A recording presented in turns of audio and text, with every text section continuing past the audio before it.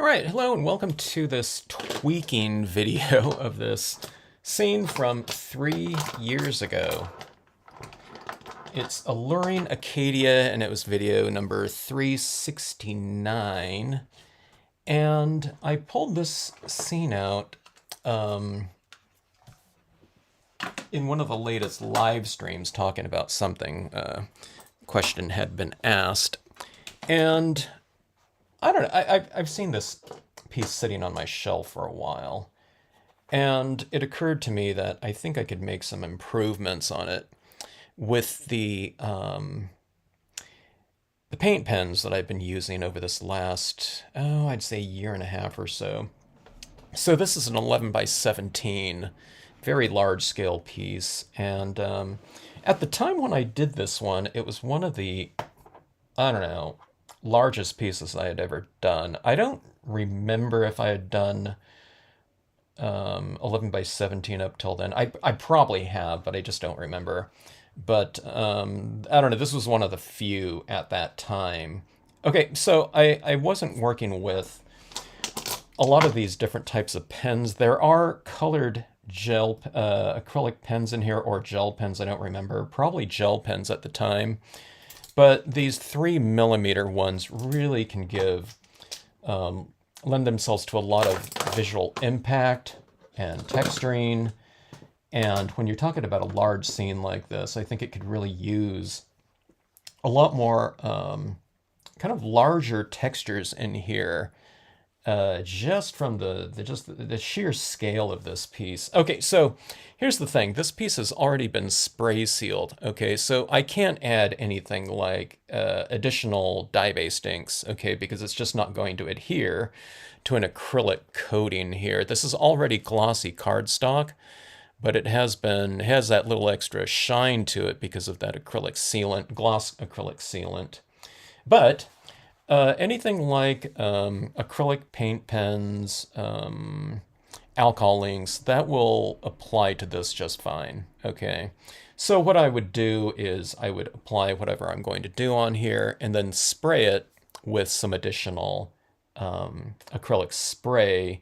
And then what you'll be doing is you'll be kind of embedding these additional layers in between acrylic coats. So that's something that you can always consider doing. You know, you can't apply an acrylic coating and expect to, like colored pencils, to apply to it. There are certain things that need either a little bit of tooth or a lot of tooth to the surface, or an ability to stain and absorb, such as dye-based inks, okay? All right, so that being said, your thicker media, no problem to apply it over the top of that. And acrylic paints and pigment inks. And you know, alcohol inks are thin too, but they will apply to acrylics. So keep that in mind. There's a lot, you know, oftentimes there's not a point of no return in terms of kind of achieving what you think is the last step in your process and going back to some other types of media if you do work in multimedia, which I'd always suggest, because if you want to expand on the potential textural range of your pieces, it's fun to really incorporate things like your paint pens and things like that into whatever you're doing. Okay, so anyway, hello Kay, how are you today? All right, so I gotta think about this one. I'm kind of, you know, I was just working on the Autumn Brook here, which is this piece right here, on this piece right here yesterday, so it's not like I'm out of tune with that, but you have to get your bearings on this again. This is a whole piece, you know, and I don't want to treat things absolutely uniformly across this page. Sorry about the glare here, but that's what this looks like right here. It's just that it's so big and shiny that it's picking up a lot of glare here. So I was looking at some photographs of Acadia and looking at the fall foliage and whatnot.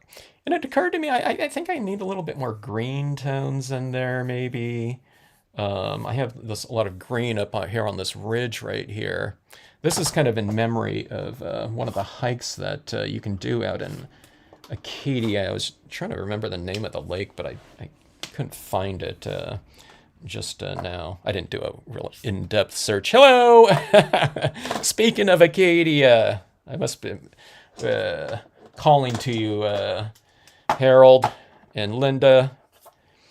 But anyway, thanks to Harold and Linda for having me out in Maine to hike Acadia here, you know.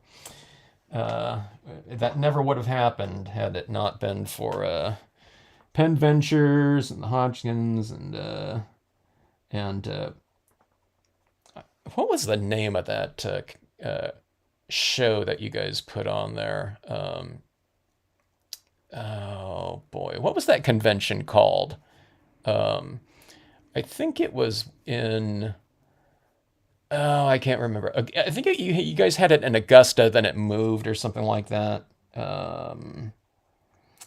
Yeah, I can't remember the name of that convention. You know, it was all, you know, the retailers of Maine put it on, and I don't know. Each one of you guys would kind of represent a different company, if you weren't a manufacturer yourself. So, with Penn Ventures, I was demonstrating, you know, Stampscapes.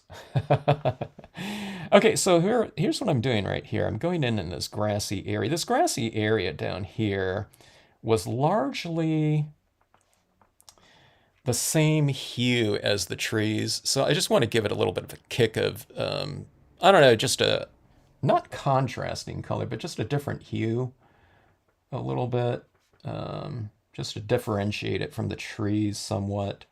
So again, this is alcohol ink right here, and it's applying over the top of the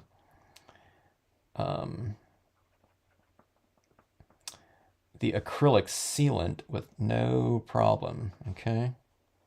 Okay, so I don't know if I was using as much of the alcohol inks either. It doesn't look like I did here, but I had the pens back then. I don't know, because there's some trees in here that aren't colored that it seemed like they would have been had I been using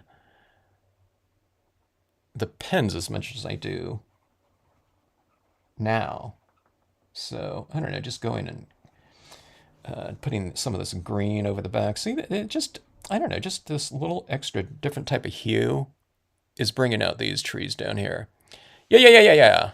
What was the name of that show? I always wondered about that. Yeah, it was in Augusta. And then I think when I went there, didn't it switch? I can't remember. But I thought you said it was in a different location than it had previously been held. So maybe it was in Portland at the time that I was out there, because I think you had told me that it had changed venues.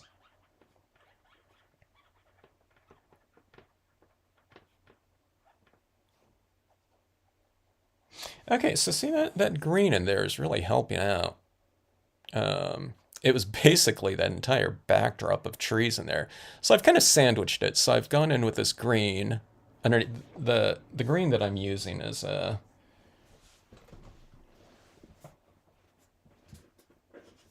it's kind of a yellow green here. So pretty bright and warm, okay? So it's kicking up a little bit. Hello, Diana, how are you today? All right, so let's go in, and there's some other trees that I noticed in here that I hadn't colored. Maybe it was purposefully, but it also, you know, when you're doing a big scene like this, I don't know, maybe I was just, and I was doing the coloring portion, maybe it was just so big that I just didn't address everything in here. Just because it's just because of the sheer amount of area to cover. I wouldn't say I got bored of it. You know, I extended it over. I think I did the layout in one scene, and I might have colored it in grayscale in that same video. And then the next video, I added color to it. So it was like color tinting, what I was talking about with the black and white grayscale pieces, where you do a grayscale kind of exercise, and I went in with the blue tones and then the color down here and gave it a tinting, like a color tint. So it has a grayscale underneath it. So it has a certain type of, I don't know, there's a different vibe to it when you use all grayscale underneath and then you color on the top of it, as opposed to just bringing up everything through, their specific hues to achieve the shadows. And it just look, it's a little bit more, I don't know, it's kind of mellow looking, I think. All right. I think I remember the name, let me see, Sue Decker. I know that name, but I don't know, it's just been so long. I want to say that the name of that show was, I don't know, it was like, it wasn't Cornucopia, was it? Or something like that. I'm doing well, thank you. I'm having fun here. Doing these pieces and adding these little tweaks to them, I really hadn't done very much of that before, but I don't know, I did that recently on something.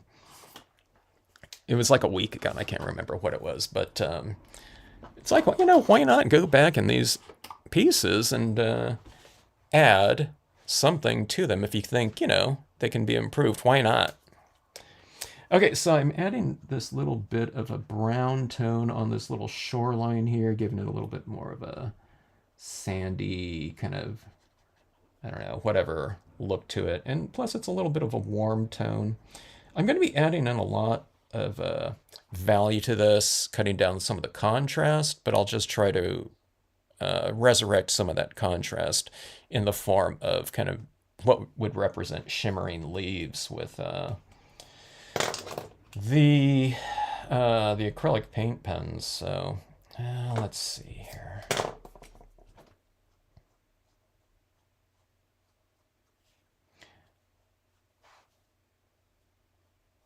So we can say this piece has been 3 years in the making. I would guess that this would be the last time I work on this piece, though.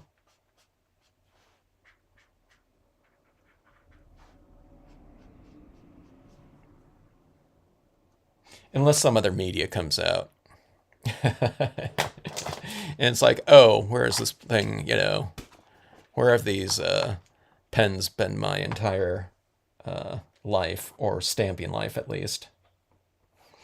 All right, so a little bit of a change in that tree line right in there. And I thought I would just be using paint pens in this piece, but I think these alcohol inks are really helping out a lot. Let's go with some different orange tones in here. So, okay, so when I'm using multimedia and I'm working in color, I typically use, the same general types of colors in the different forms of media. So here's the alcohol inks like this, which is no different than the dye-based inks that were used to color this. It was the same type of color arrangement.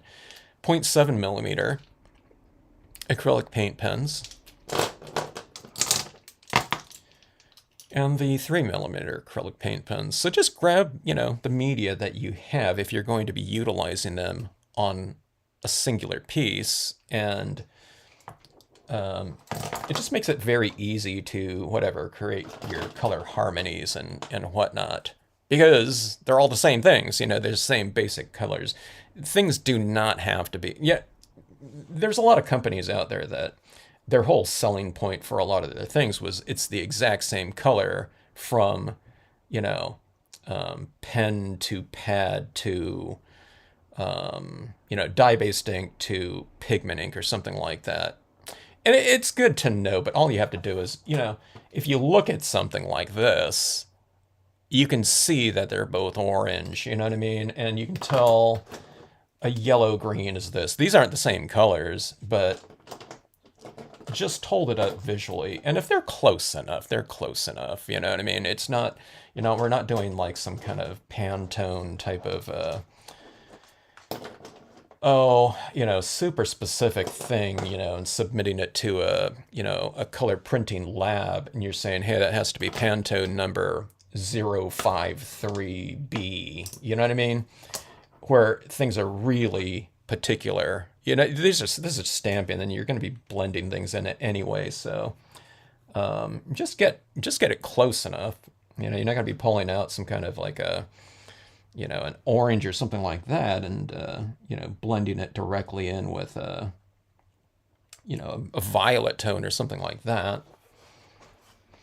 And if hey, there's colorblind stampers out there too. Okay, when it's something like that, you can just go off of values. Then I mean, take into consideration the name of the piece, but watch for your values. Okay, this is orange, and it's a pretty bright orange right here. So I'm not going and coloring in the whole types of tree like that. I just want to. Things were a little bit muted here. Okay, and I just want to increase kind of the textures and intensities somewhere. This piece, it really needs to be. I thought the piece looked okay when I did it. I wasn't thrilled with it in terms of the intensities and whatnot, but like I said, there's been some new media out there, so I feel that a lot of the new media kind of it lends itself to kind of the looks I had in my head when I created a lot of this stuff, like the use of vellum with like the birch trees and things like that. It's like, oh, okay. And then the use of these 3mm paint pens with the birch trees, and giving those leaves a really strong shimmer. It's like, okay, finally there's some media out there that kind of, I don't know, can render the types of, I don't know, whatever textures and intensities that I'd kind of envisioned as being kind of the ideal type of look for things, but it just, the media just wasn't out there at the time, so you just have to kind of make do, even 3 years ago. I don't know, maybe these paint pens were out there 3 years ago, but I never heard of them. I mean, these things are like targeted towards the rock painting, just take, kind of decorating literally rocks, because that's what the all of the examples on online, where you buy these things where most of them are rocks. I've seen rocks sitting around. I live in this area here has a lot of kids, so I don't know if it's adults or kids drawing on the rocks. You see all these decorated rocks out in people's yards.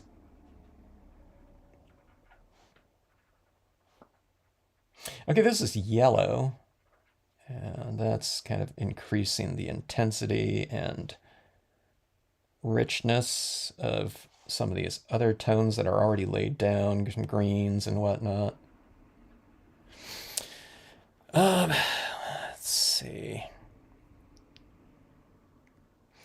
Well, hopefully it doesn't need any more K, because I felt that it was finished before, but hopefully it can improve it, in my mind, considerably based on what I've seen of how these forms look in the ensuing years with the additional texturing and whatnot. I'm into texture. I love strong textures because I'm kind of a kinesthetic dominant. That's my dominant sense is kinesthetics, touch. So when I'm doing things visually, oftentimes I'm focusing on things that are textural and, contrast and things like that. Textural contrasts. And in something like this, again, if this was I'm not redoing something that's on a 4¼ by 5½ card. You know what I mean? I'm not going to go back and do that. But since this was a 11 by 17 piece, I figured, what the heck, why not? we have the piece done. We have the pens. Why not give it a try? The worst that can happen too is, you know, I go into this and I add all these additional things like this touches, and it absolutely destroys it. So no big deal, right? I joke about that, but you know, in many ways that's true. It's just a piece. You know, it's not precious. And if something does happen, where the point of no return, which I've never had happen before, then so be it. So I don't worry about that type of thing. But I go into it with the mindset, you know, that's still that same mindset, though.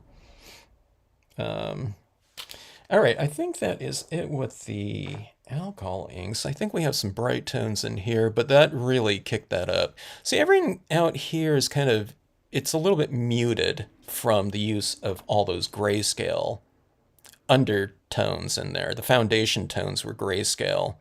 A lot of times my foundation tones, base coats, are color, but in this case they're muted grayscale. So everything was kind of muted in here. So having those little kind of, you know, a little bit more exciting bits of intensity, I think helps it out. Okay, now here's the thing that's going to be a little bit different for me on this one.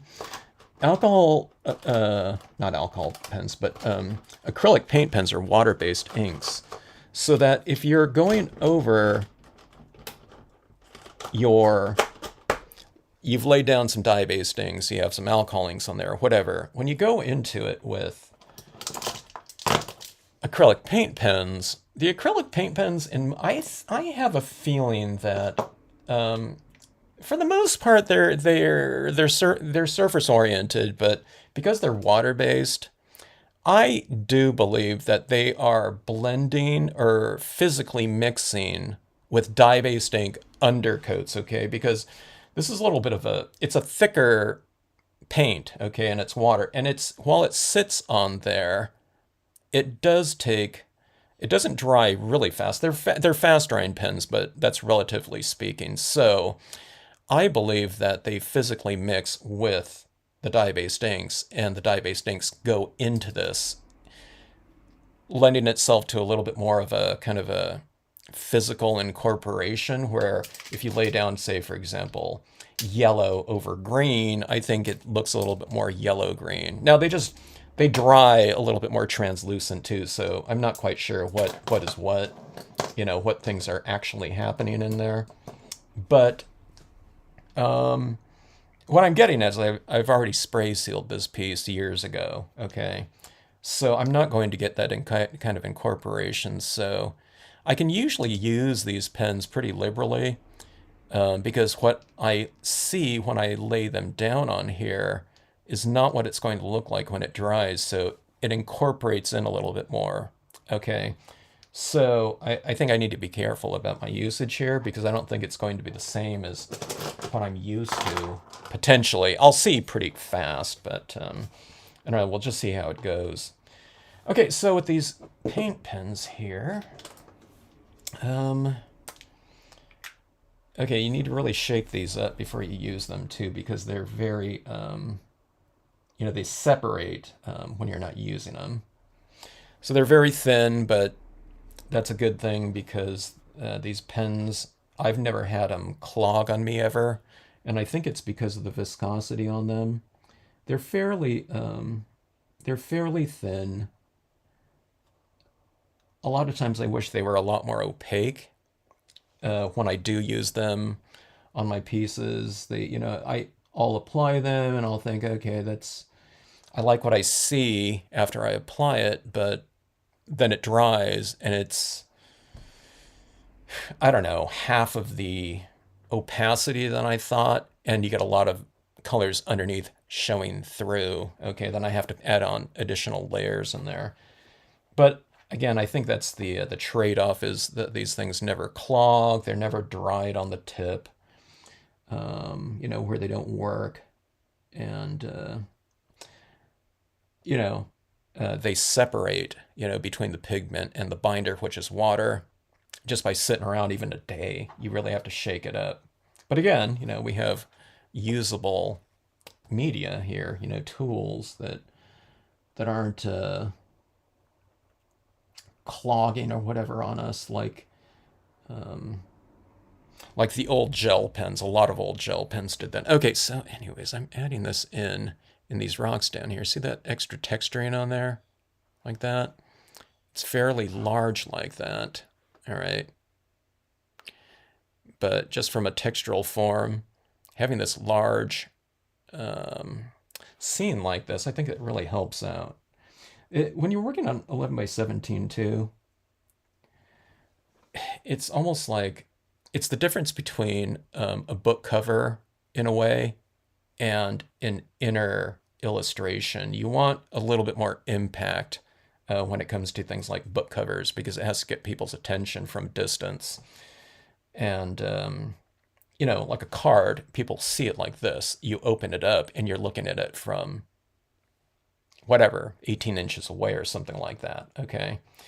But with things like posters and things like that, book covers, you want to, have a decent kind of visual from distance.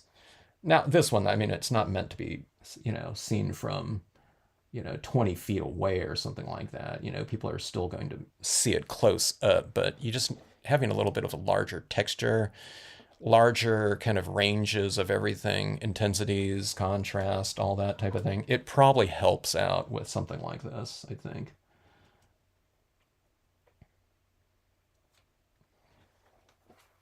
And I haven't done a lot of these, so it's just kind of a theory, my thoughts on that, general thoughts on that. Hello, Jeannie. Hello, Sam Hawkins. Good to see you. Hello, Nicole in Perth, WA. Hello, Bonnie. Oh, thanks for joining in. This is your first live. Great to see you. Not starting from scratch here on this one. This is like a kind of a new thing that I've been doing. Doing some tweaks on previously what I thought might be finished pieces, okay? This one right here is just something, it was not so much of a,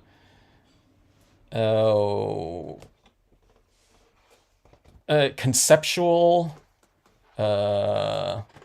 addition or improvement or whatever, but actual media that was not out there at the time, or I just didn't have it in the form of a lot of these different paint pens here. So what I was mentioning earlier in this video is, why not go in and, if I wasn't happy with this piece, I was happy with it, in terms of, how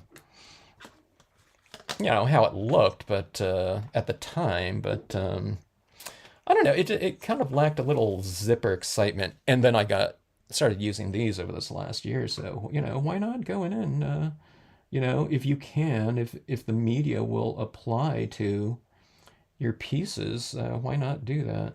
Not all kind of additions or improvements, but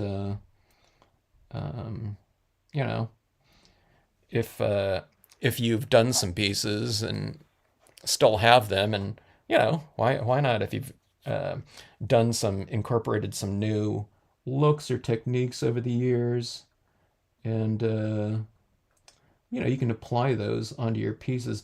Why not? Why not give it a try and see what it looks like? It kind of brings the pieces up to date in some ways. Okay, so I'm kind of adding, these are large dots here, so this is 3 millimeters, so these are acting as highlights, okay? So I have more up in the lighter areas and a little bit less in the darker areas like that. If anyone's watched my lighting videos, okay? Just recent lighting videos on easy lighting schemes. This is an 11 by 17. This area right here is like my area of light, like this big, area like that. And then here it is again down here. So there's these two circles like this, okay?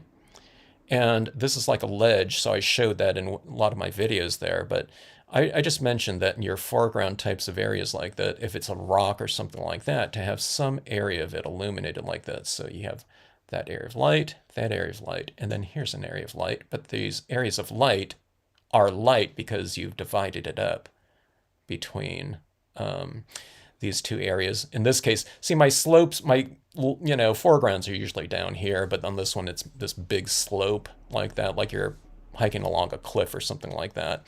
So you just make this a little bit darker right here, and then these two areas of light are separated by an area of darkness. It's trees. I'm saying that they're not dark trees or anything like that, but they're a darker area than your illuminated areas like that. So very simple like that. Hello, Rhonda. Okay. Yeah, I'll reseal it after this one, Bonnie. With the alcohol inks and these paint pens, I wouldn't have to seal them if I don't want to, but I have a feeling that I'll be using some white pigment ink on there in a very thin manner, so that would need to be spray sealed because if I don't, it'll just wipe off, okay?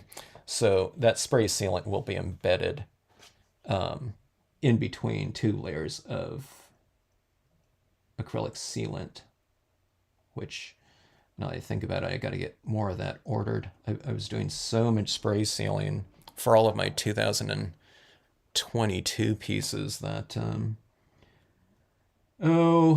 I used up the rest of my can.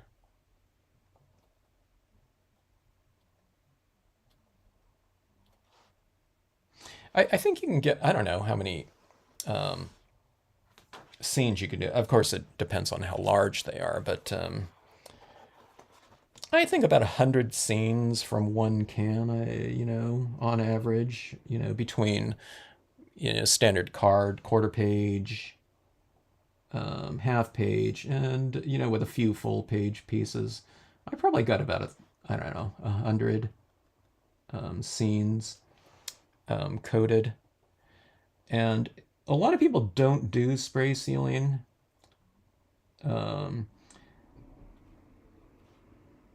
Just because they don't feel like they need to protect their pieces. And I don't spray seal all my pieces if I don't need to, but with certain types of media.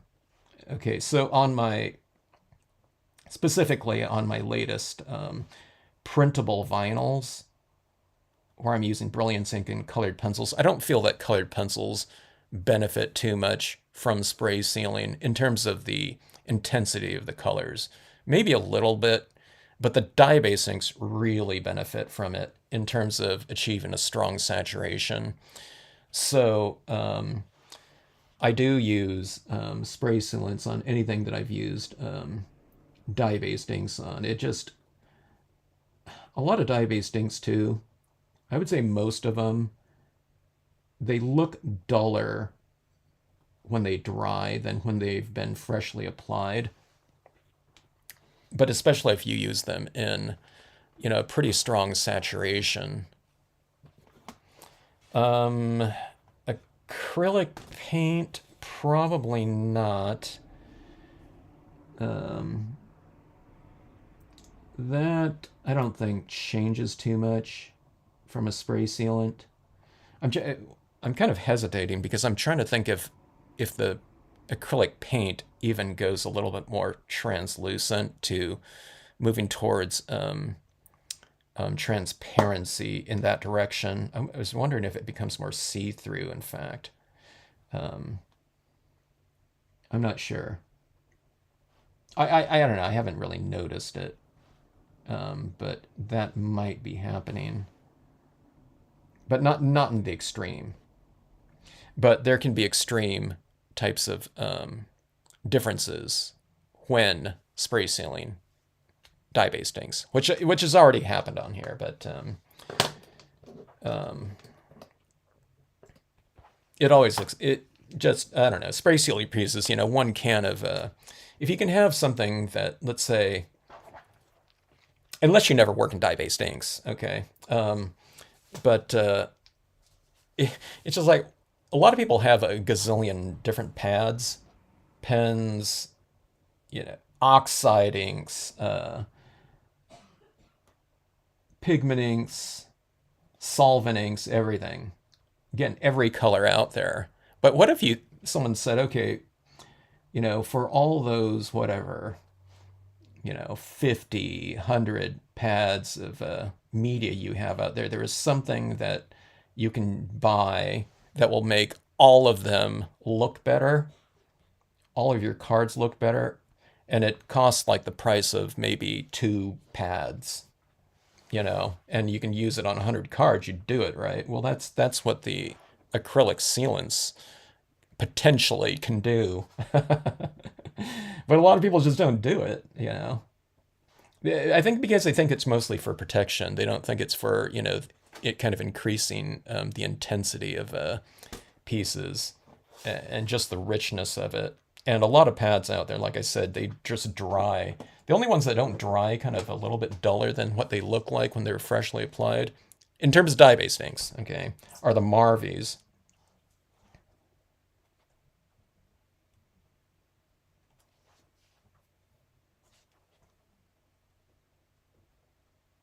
Okay, so adding some orange in here. I'm being a little bit more delicate with it like that.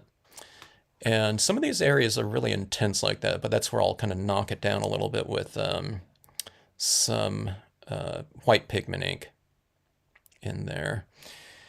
Okay, so orange. The one thing I need to look at some photographs of like ground cover. There's a lot of ground cover out there. I did put some ground cover down here in like it's like a cranberry red or something.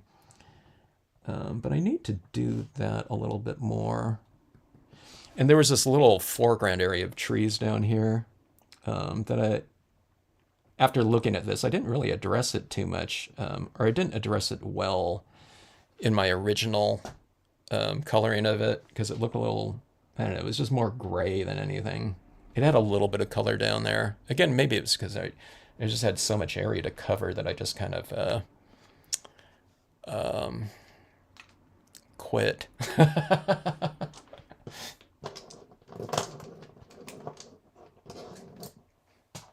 Because I normally wouldn't have done that. I would have added like a nice zip of color, but I don't know, I just didn't. And again, this is like one of the first pieces that I was doing that was this large too. So just wasn't used to, spending hours and, on a piece. It wasn't in a live stream either, too, so. Let's see. What is the name of your paint pens? They're in the description, Harold. Just click on that description area. Let me know if you don't see it there. Click on show more underneath the video. Okay, this is yellow here, so it's adding that contrast right on the tops of these trees. The tree kind of clusters like that. Hopefully you can see. I can't zoom. Well, maybe I can zoom a little bit better on this one. My camera was really having a tough time zooming in on that piece of holographic foil. It's the same type of thing on the holographic foil that someone else was talking about. I was telling people in my video last night that one of the comments on Facebook on one of my holographic pieces was, something, this is like the holographic like that, and when you're working on that,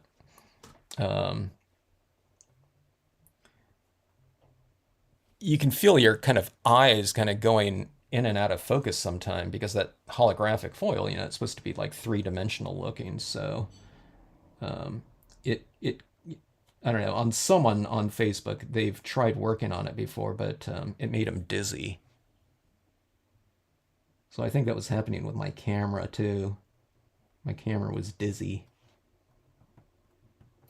Okay, so going in with this 3mm paint pen. So this is where this is changing too from the previous whatever incarnation, is that there's some larger dots down here. Now, I'm not using this pen to create a 3mm dot, though. I'm kind of tapping it very lightly.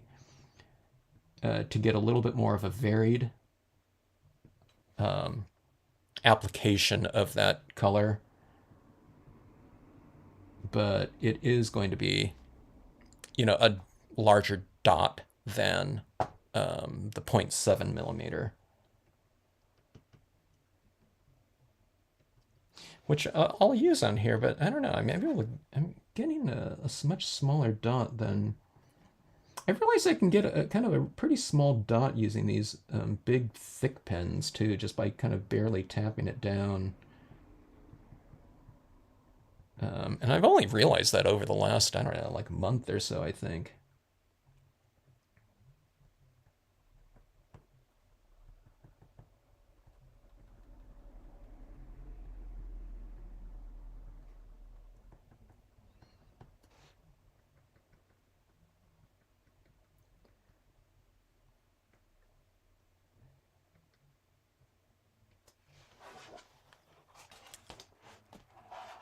All right, so Harold, have you and Linda ever been to Acadia?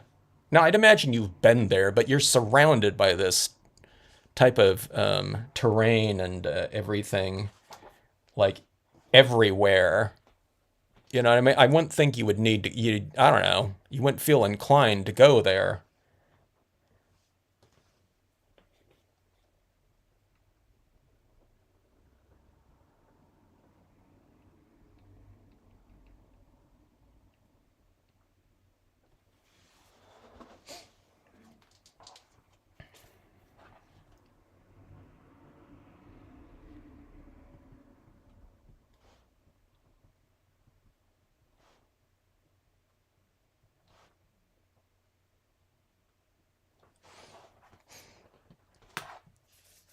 Every time I talk about going to Maine, the thing about Maine to me when I went there, that convention that I went to was like 20 years ago or something like that. It was a long time ago, but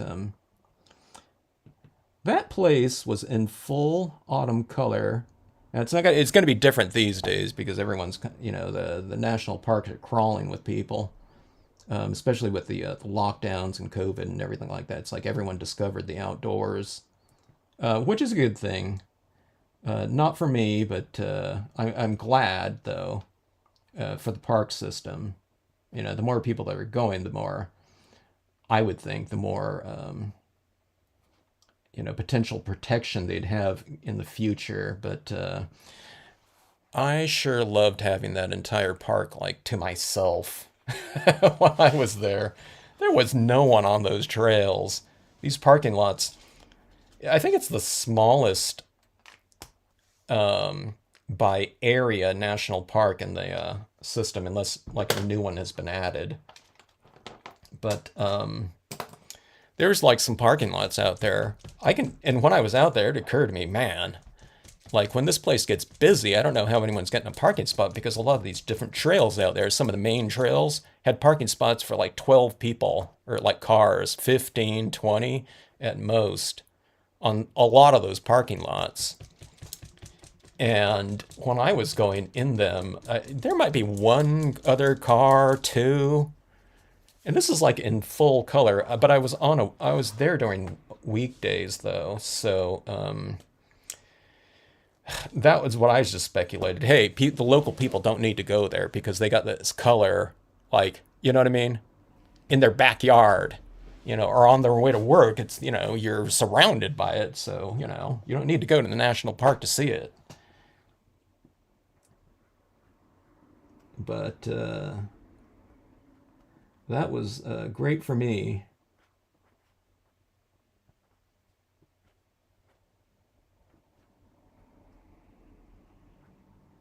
Because I don't like a lot of like super busy, crowded trails.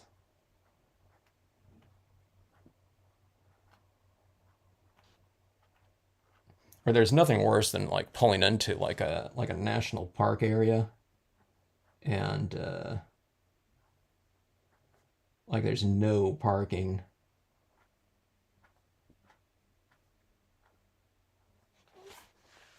Or if you're hiking to somewhere and you get to the destination and there's like I don't know, 200 people up there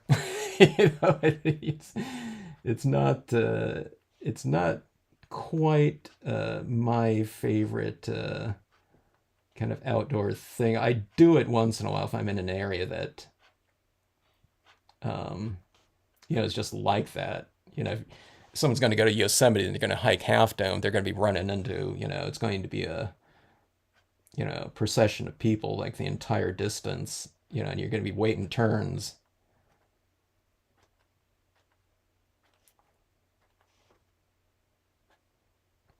But I usually don't do that type of hiking. All right, so anyways, I'm adding in some more contrast in these trees, and it's going to look a little bit extreme, but then I'll go back into it and just kind of break it up a little bit with some additional paint in front of these. Okay. So you just kind of layer it. And I did do this before, but I lost a lot of it with the spray sealing and the additional tones that were laid over the top of it. So I'm just kind of reclaiming some of that, some of those, I don't know, I guess contrast within that space. See, it's kind of like, dull in there, in that area like that. That's what it looks like that.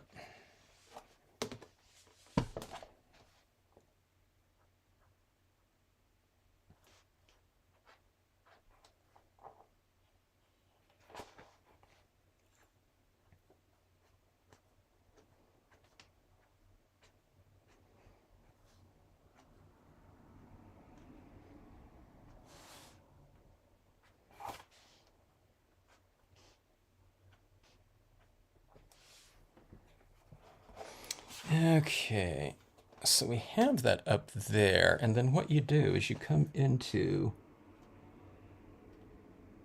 the reflection area, and then you hit it in the water section, that reflected area.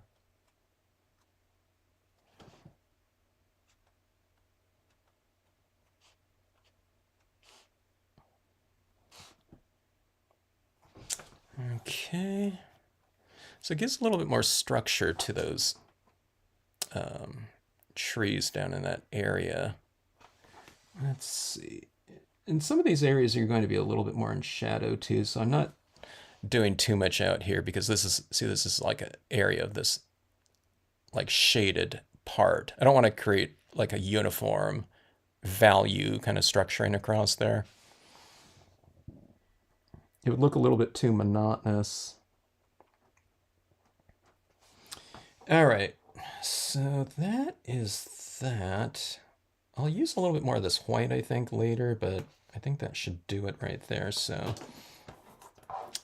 I'll break up some of this white in here a little bit more, some of these, just with some additional tone or texture. Let's see. I haven't been using too much of this red because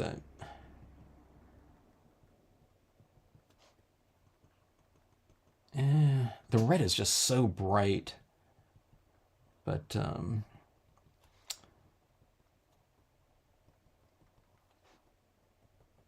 okay, let's see.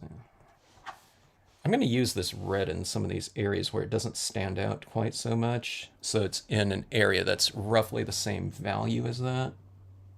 But we do need some reds.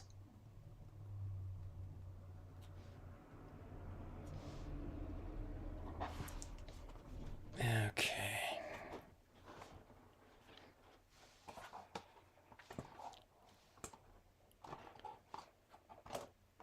3 a.m. to drive to an area in the hills to start walking as soon as the sun rose. Had track all to. Oh, that is dedication there. 3 a.m. That's really early. The earliest that I ever went out, like to Joshua Tree, but I don't know. Out there, we're hiking kind of in areas off trail anyway. But I think I left around 5 for that one. But yeah. I'm totally with that, Nicole.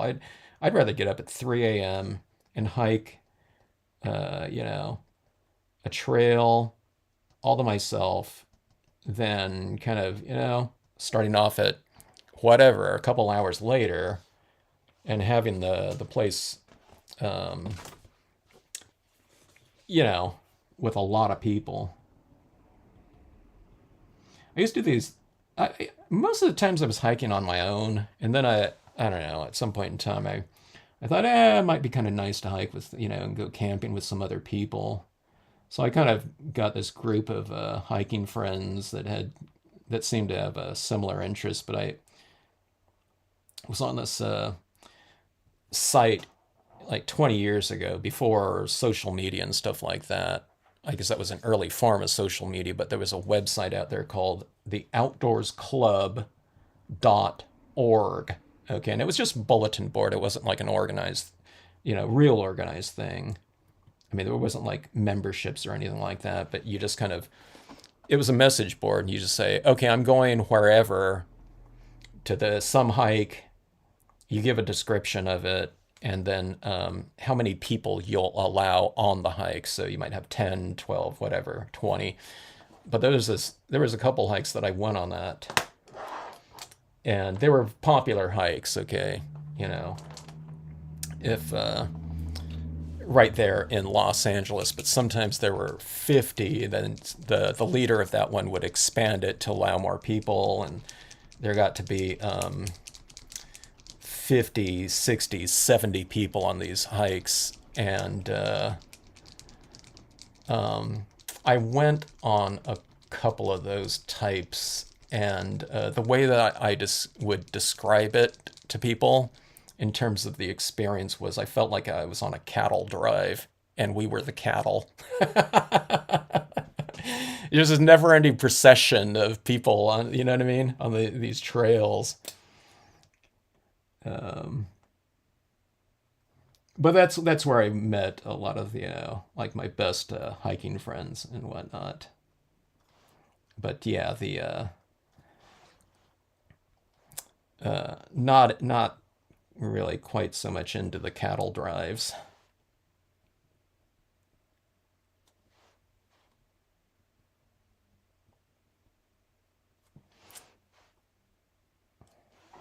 All right, so adding in some of this. This is almost like a fluorescent yellow here.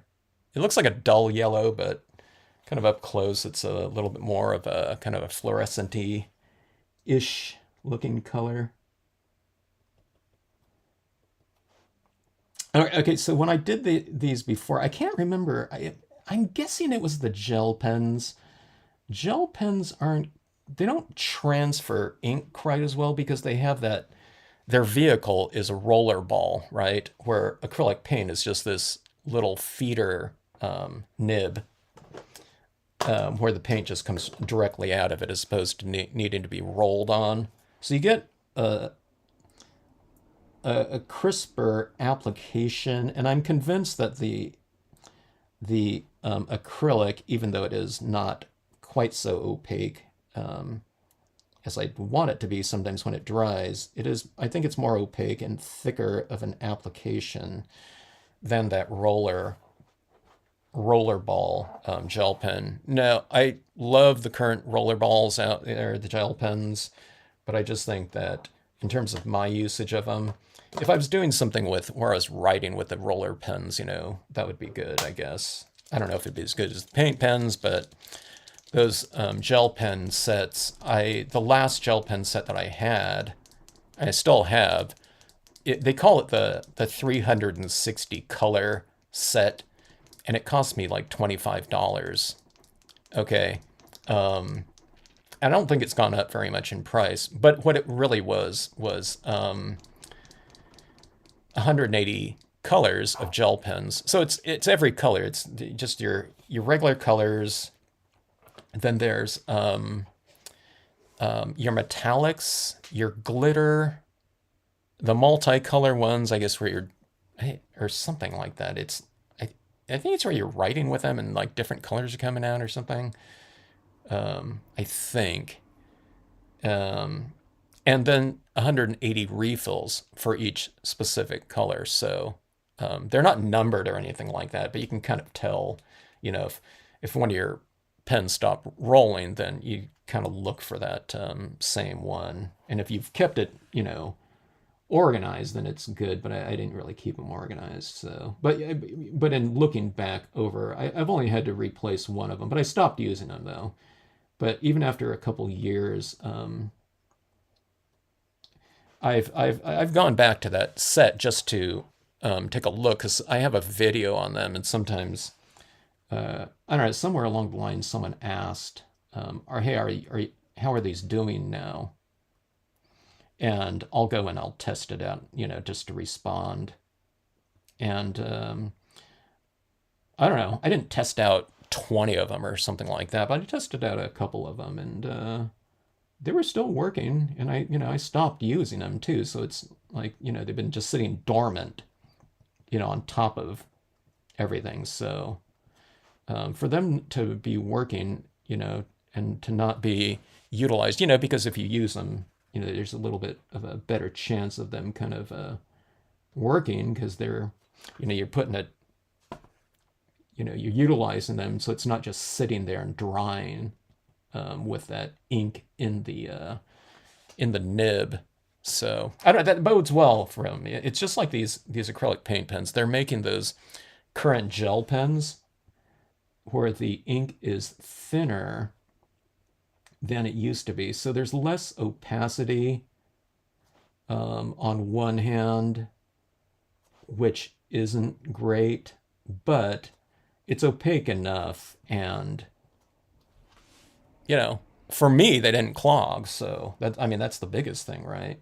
With gel pens, that's always the question for any of us that have been, stamping for a while when it comes to that media, is do they work? And a lot of my pens back in the early days of gel pens, right off the shelf, they didn't work for me. So I don't know how long they were sitting on the store shelf, but not too long, because they were kind of new at the time.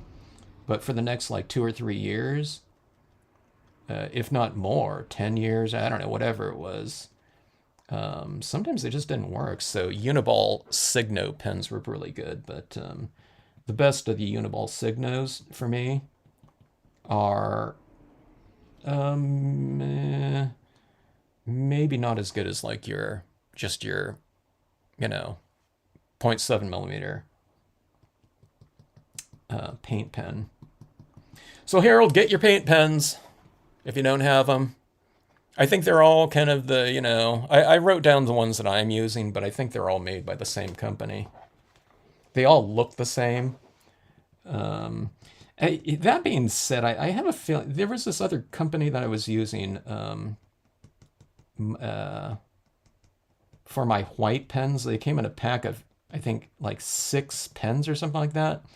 And then they had 2 black ones, okay? But the 6 set with 2 black ones were the same price as a lot of the 6-pack sets of just the white. So I got that one. And those ones, I think, when I tested that out against the Artistra one, which I'm using right now, that comes in they come in like really big sets.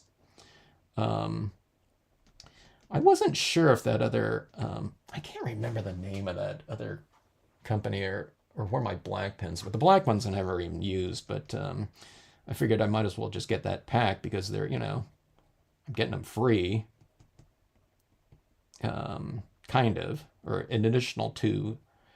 But I think those ones might have been a little bit whiter. I think I tried them on a piece of black paper, the Artistra against that other one.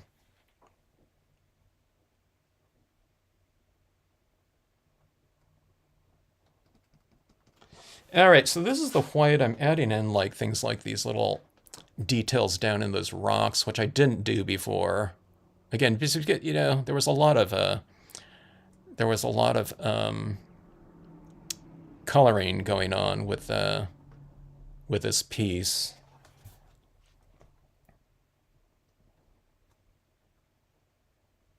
And like I said, the video, I think, it's like 4 parts or something like that. One part was just spray sealing it, but so I just didn't take time on a lot of the detailing that I would normally do. you know, if this was a quarter or half page card. Let's see. Hello, Debbie. Yeah, Debbie, you missed the entire, you know, composition and coloring of this piece that we've already done today. But you're catching the final touches, though. I'm just kidding, Debbie. We're just adding in like these little tweaks on this 3-year-old scene here. So, yeah. Okay, I can't remember suddenly. It was like video 365 or something like that, but it's in the again, it's in the description section of this video, so just expand that. But I put part number 1. I didn't put every part down, but it's like, I don't know, it's like 365 or 369 or something like that, and there's like part A, B, C, D on there. Yeah, Nicole. It might have been more. I think there was like I think like 100 people signed up for that one. Oh my God, I remember it was like on that hike, the winds were blowing about, I don't know, I think they were getting up to like 70 miles an hour on that hike. So it was so, for me, no, I had a couple other friends that went on that hike, so I was kind of hanging out with them. So, you know, it's always a good time and whatnot. But in terms of just the hiking part of that video, event, not into it at all.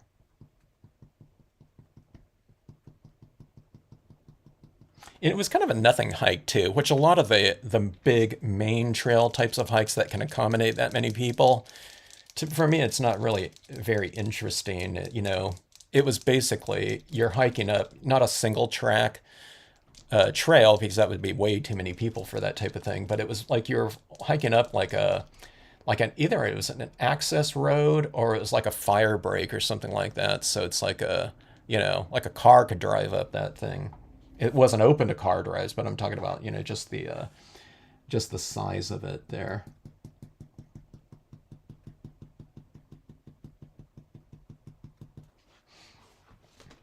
All right, so that being said, we're talking about all these different types of things here, and it's kind of applicable here, you know, in terms of you know, the scene, because when I'm doing these scenes like this, for me, I'm kind of doing these types of scenes that I think I might have ran out of paint on this one.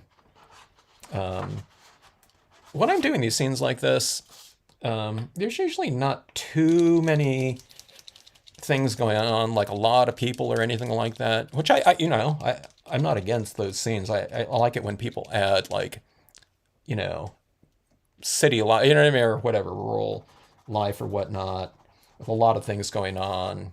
Snow scenes with skiers and things like that, a pond, frozen pond with ice skater, you know, etc., or tons of animals and things like that. But I would say the majority of my pieces, I mean, that's great about scenic stamping, is you can kind of cater it to whatever your types of aesthetics are, you know. So mine tend to be a little bit more kind of I don't know, like a absent of you know, a lot of I don't know, whatever civilization or whatever.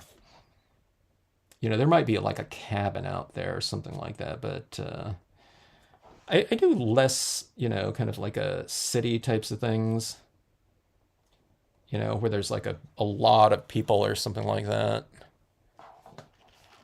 I don't know. I'm just thinking about it right now. I haven't like, you know, these aren't like conscious things, you know, like I'm not going to do, you know, I'm going to stamp this out and, you know, I don't want people on my property.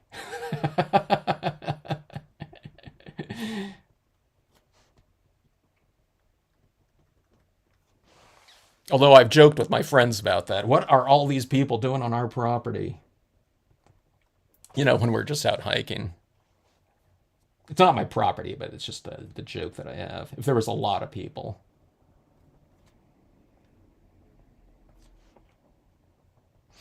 Okay, so adding this in, this white is really giving it that nice little bit of contrast in here.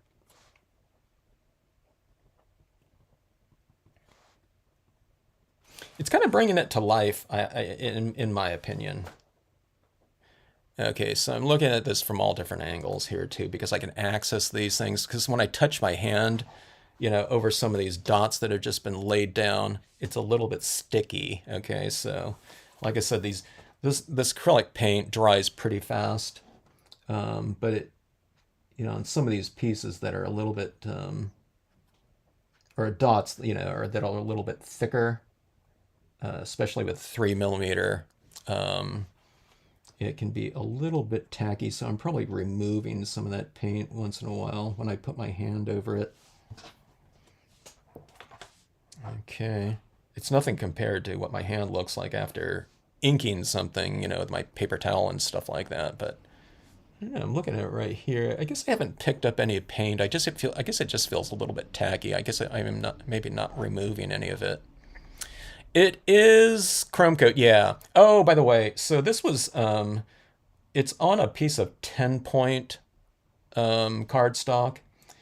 And what I did was, this was really curling on me. You can see there's still some curl to it, So what I did was, before I started this video, it drives me nuts. This is one of those things about when I recommend card thickness to people. It was pretty bowed like this, okay, on the edges. I don't know if you can see, like that, okay. But it was kind of flat, but it would be curling up like right here and up.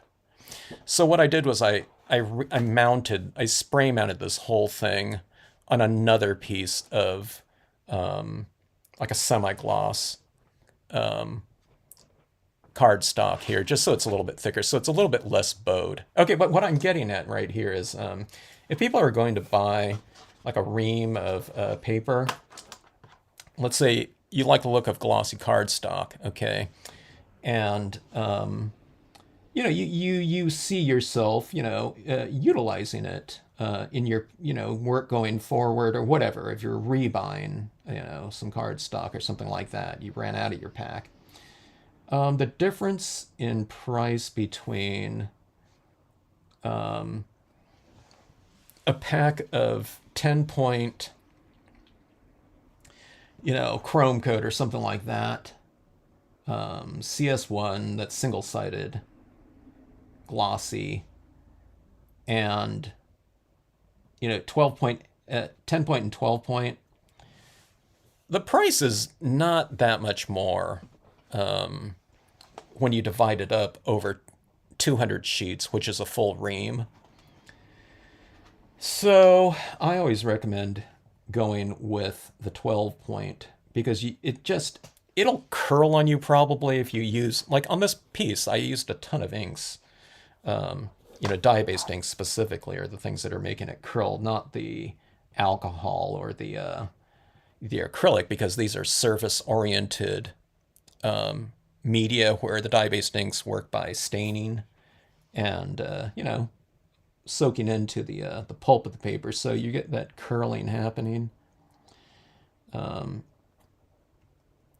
I would just recommend going with the 12-point. These days, though, it's almost like whatever you can find. I was looking for 12-point for someone, and I was looking on Amazon, just directing them there. But I didn't see it on there, so it was the paper mill that used to sell that, so I directed them over to the paper mill. But I think they were out of 8.5 by 11 or something like that. So I don't know. There was 11 by 17 on there. Oh, that being said, too. Now this is 11 by 17, of course. But if you had some friend or something like that, let's say you don't want, some friend that want, preferably that live near, so that you wouldn't have to ship to them. But the difference in price too between 11 by 17 and 8.5 by 11, it's not that much. It doesn't double in price. It was, I don't know, it was only a few bucks more. But, talk about a huge amount of savings if someone was like in Canada or something like that. And if you knew someone else, there, and you both knew, or three people, you both knew that you'd be going through it. If you divided up a ream of 200 sheets of, like, say, 12 point 11 by 17, that lasts a really long time. And just the price jumps were really nominal. It's like, I don't know what it was. Let's say a pack of paper costs $25. The shipping's always really expensive because it's heavy and it has to go in a box. But domestically, it might add on $20 to the price of the paper, So we're lucky we have Kelly paper out here and you can buy it off the shelf if they have it these days. But yeah, the price between that 11 by 17, I don't know, it was like, oh, I don't know. I want to say $7. So let's say it's, $25 for the 8.5 by 11. 11 by 17 was like 30 something. Now, prices have gone up now, but I'm just giving you like an example, but it was something like that. And then, I mean, you'd have to trim that stuff down, but out here, places like the FedEx store, former Kinko's copies, they have a paper trimmer there, and it was the old days. Okay, I haven't needed to do that type of thing in a long time, but it was like 50 cents a cut or something like that. And it's not 50 cents times 200. They're just cutting through the entire ream in one cut, on the paper trimmer. So just one boom, you know what I mean? And because, I don't know, it was like 50 cents, it's probably $1 an hour or something. But, then you'd have 400 sheets of, uh, you know, that gloss. You'd have 400 sheets of 8.5 by 11.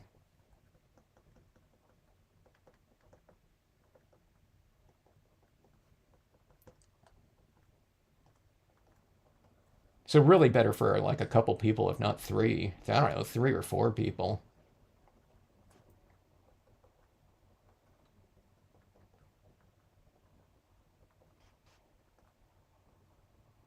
I think about all these things because I've sent out a lot of people, like in other countries, that just don't have access these days to paper like we used to, when there used to be stores everywhere that sold the type of paper, um, like stamp stores specifically, or scrapbook stores. I've sent out reams of paper from Kelly Paper, um, whatever, internationally, Canada, New Zealand, Australia. I think I sent some out to a customer in Switzerland too. They had ordered a bunch of Marvy inks too, so I just have them order and have them ship it to me, and we consolidate, Stampscape stuff with the paper and their pens and everything like that, and I'll ship it out. I think South Africa too.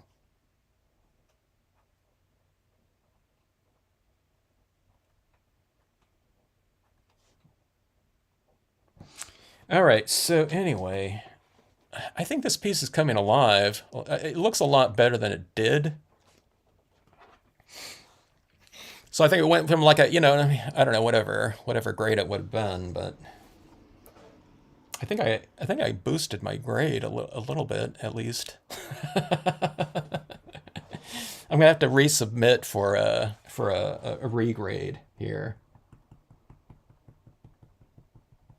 I might get docked on um, lateness though, because I originally did this 3 years ago.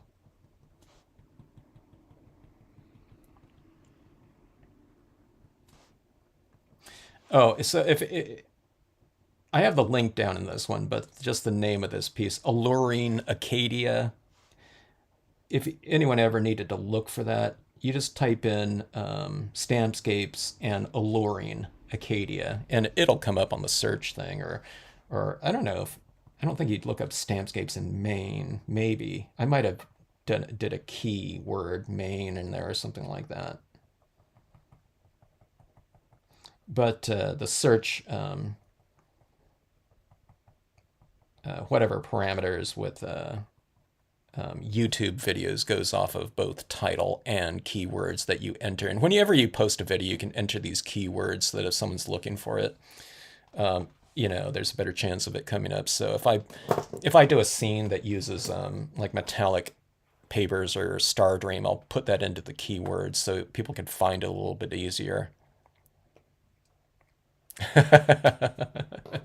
Yeah, we did this whole piece in 59 minutes, Debbie. I'm learning to work more efficiently.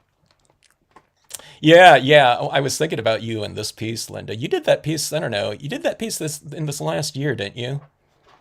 Yeah, I'm tweaking, Linda. When I showed this yesterday during the holographic thing, I thought, why don't I tweak this when we have the the paint pens now? So why not? Um, it, and again, I wouldn't be doing this if it were. I don't think I'd even do this if it were a full page scene. But 11 by 17. With just a few more, a little bit more time, relatively speaking. If I can add the things that I've been adding in over this last whatever year with the paint pens, you can really stand to improve quite a bit now. Now that I'm looking at it too, I wasn't quite sure, how it would look.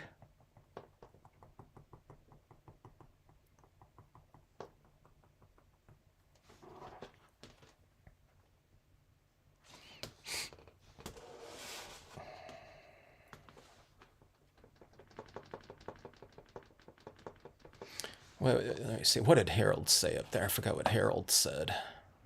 Let's see. That's what I'm looking for, Harold, if he's still on. I'm trying to capture that. You can never do, you know, something. 369. Thank you, Sam. Never gonna really get too close to, the real thing, but if you can kind of give someone kind of the gist of the spirit of a place, that's always kind of the goal there. So, okay, so when it comes to like fall foliage, um, those leaves are like, to me, they're like little reflective, like pieces of, in that color, it to me, I think of stained glass or something like that, especially if you're walking underneath these leaves. Um, and for me, that really struck me because I just don't, in Southern California, not seeing that type of thing. So it always strikes me when I'm kind of in areas where that exists. I mean, in the Sierras and stuff like that, we have aspens and things like that. I love walking through that. It's like golden kind of, I don't know, whatever, illuminated medallions or something like that, walking underneath aspen trees in full fall splendor, whatever. But okay, what I'm getting at right here is these paint pens are like these little colored dots, okay?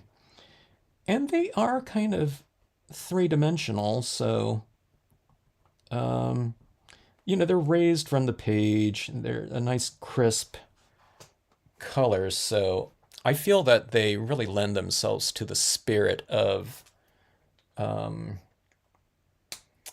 whatever this type of scene here. So I really like that as far as a textural element. Now, I mean, if you look, I can't zoom in too close to this, but I mean, okay, that's really getting wonky there. If I go any closer, I know I'm going to lose it, and it's just going to go out of focus and not regain focus. But if you look super close to this, it's crawling with little dots, okay? I mean, you can see it a little bit more up here in the higher contrast area.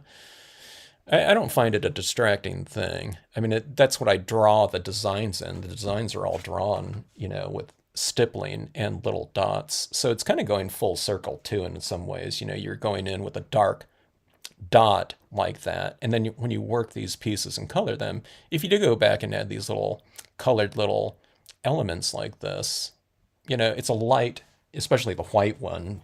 The white one you've gone kind of it started with black and you've gone through all these colors in here, and then you're kind of ending up, rendering your finished piece with this, the complementary, and it's like yin yang type of thing, little dark color dot. Here, I don't do this too often, but here's a little bit of a darker green here.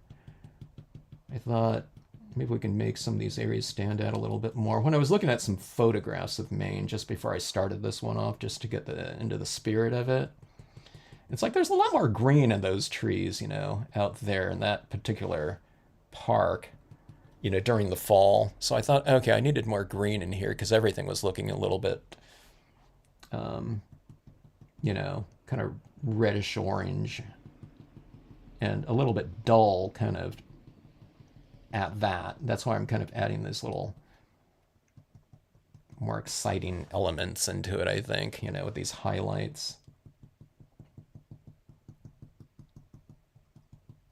So what we're doing here is, when we're talking about tweaks, when it comes to my pieces, it's been increasing the intensity, contrasts in terms of light and texture, and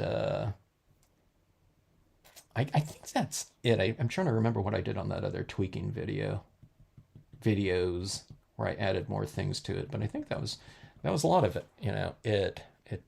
And they just need a little bit more of everything, in terms of the ranges of all these different little components. Like I said, like, contrast, light and dark, and intensity, bright and dull. Things are looking a little bit dull in there to me.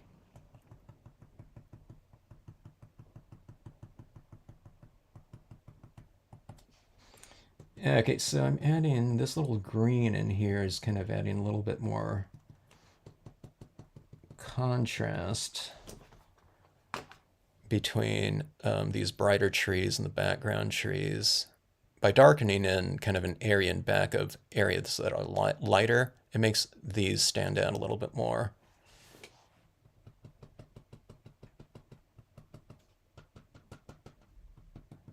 And I'm kind of adding it down into this meadowy area underneath.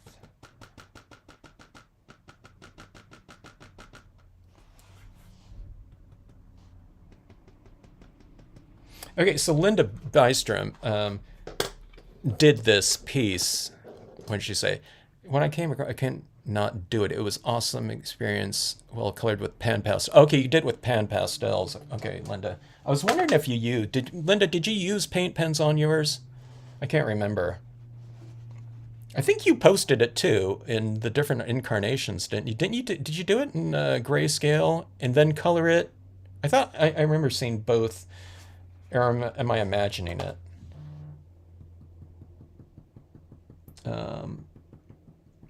Like in the progress.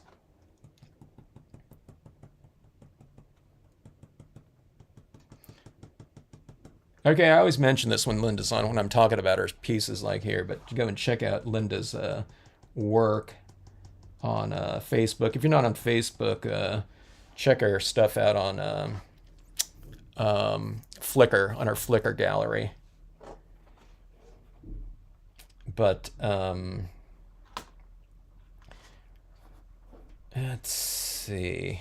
But yeah, I thought you posted both incarnations of it, which is really good. Okay, I can't even tell if this green is flowing anymore. Let's see. These pens, okay, so see, I'm going over this right in here that already has the acrylic in there. So see, this isn't flowing for me anymore. I almost couldn't even tell. So what happens is when you're going over it like this, okay, you might be going over some paint that you've already applied on there. So it went up into this little tiny tip here and clogged it. So you just kind of get it flowing again. kind of, wipe it off on the tip like that. You can shake it up a little bit too. I'm putting my hand here just in case it blobs out. I've never had paint come out of the Artistro pens like this. And then just kind of give it a little punch and then get it flowing again. Sometimes you got to do it in like different parts of the tip like that. See, it's a little bit clogged up. There's a little bit of dried paint that I picked up when doing that. So let's see.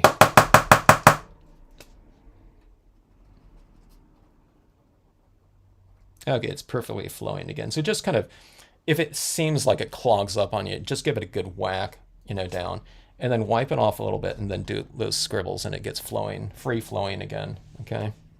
It happens to me all the time when especially if I'm going over areas. I don't like to go over pigment ink, but even when you're going over other colors of your acrylic, it could potentially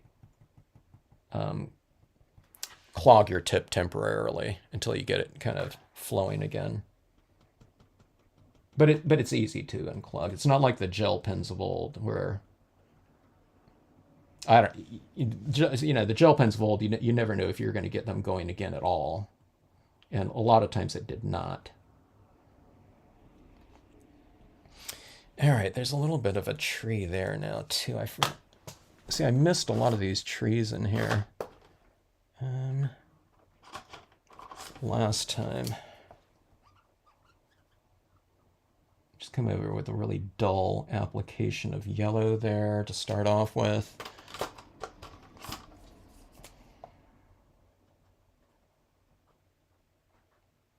I always mention to kind of hold your pieces at arm's distance, to get your bearings on, if you've, what something looks like after you've applied it and whatnot.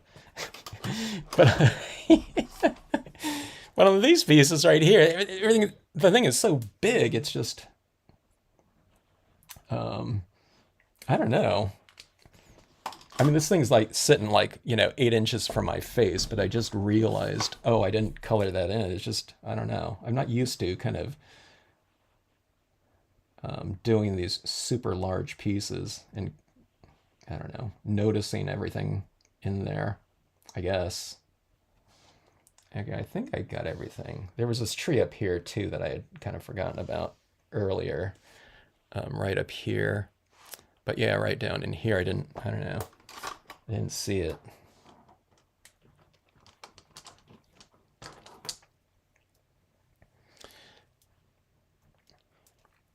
Let's see. Shipping from the US to Australia. Yeah, definitely, Nicole.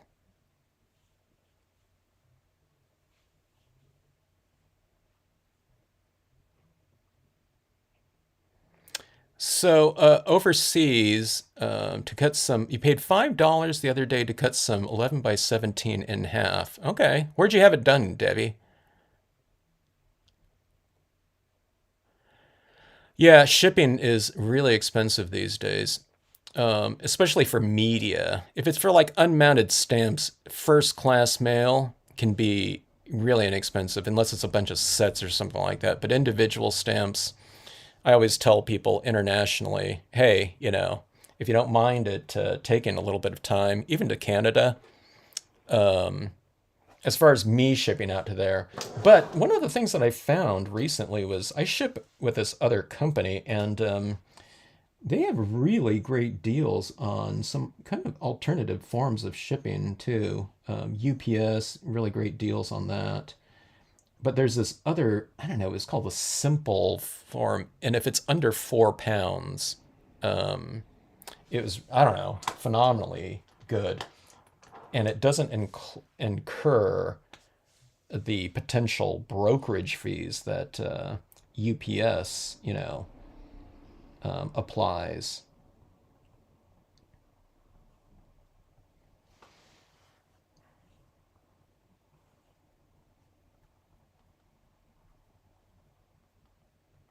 But I've always wished that, when it came to like a lot of different media and stuff like that, in these other countries, if there's, a couple people that can just kind of team up to split, the cost of certain things, because like flat rate boxes or something like that, if it's a flat rate box, you know, you can fit as much as you want in there, up to an extent, but we're not shipping out like lead weights or something like that. So it never gets up to like the 20 pound mark. But if anything can fit in that box, it doesn't matter if it's 1 ounce or if it's, 20 pounds. It's all the same price with that flat rate. So if people can split that, I had some customers do that in, I think it was New Zealand. Was it New Zealand? And it was over that COVID lockdowns. There was no mail outside of Express, I think, being accepted in Australia and New Zealand. So a couple customers of mine just, teamed up. They, one customer had been waiting for their order for a while because I couldn't ship it out. The country just wasn't accepting priority mail. So I forgot what it was. I know there was a couple customers that, I don't know, they later found out that they lived fairly close by. So they just, split the shipping or something like that. Or one of them just bought it and they were fine with me throwing in this other customer's stamps with it. And, I just shipped that together, but I think it was DHL or something. But that would always be convenient there. All right, so let's see, what do I do here? Okay, so a little bit of extra color right in here. Okay, and this whole little slope like this, you wouldn't think that it, would be terribly interesting. It's kind of like this darker kind of area that's mostly in shadow, but all these little highlights like that, it's really bringing this slope to life, in my opinion. It's getting a little bit textural, but that's where the white pigment ink will come into play. And I just think it looks a lot better. Okay, so here's the thing that I'm thinking about here. This area in here, everything is like super smooth. So sometimes like little textural elements like this will look out of place, okay? But this in here, the stamp design is inherently textural. But here up in this area where it was just a white piece of paper with streaks of, light colored ink being, applied, streaked into there, these little dots might look out of place, but I think it could stand to use some. I have a few of them in here that I can barely see it and it's right in front of my face, but I just think that that could be helpful just in terms of a little bit of textural continuity. So it's not just this landmass right here that's kind of real textural, and then there's this area up in here that there's nothing of that same texture. So I'm going to be applying some of this in here because this is all kind of part of the tweaks here, but you won't be able to see it, I don't think, because I'm not going to bring it into my darker areas too much. All right, but I just need some of that little shimmer on here. It's like a little raised little dot, so someone, gets this piece here, whatever, they'll be able to see it, if they hold it up, because these are little raised little shiny bits of, acrylic paint setting on there. So it's going to be more of a subtle type of thing.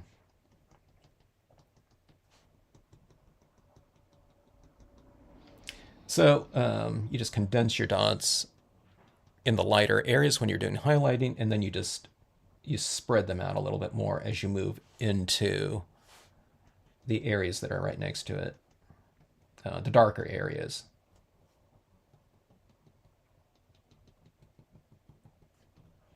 I'm not going to do it in the sky, though.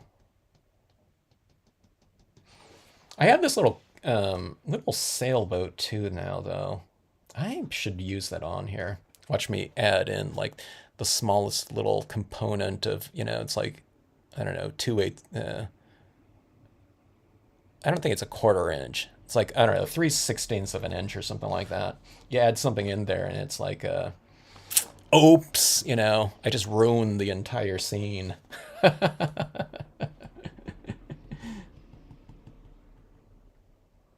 You know, it's like you drop it or something like that. But I'd be able to do it though in StazOn. StazOn wouldn't be a problem. It'll, I think it'll adhere to the acrylic.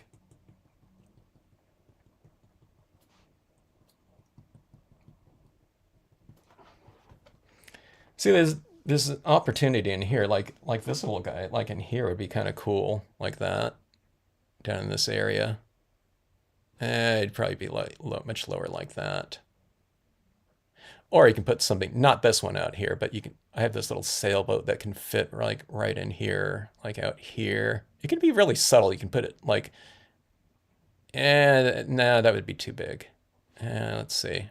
Yeah, it had to be in here, like right in here.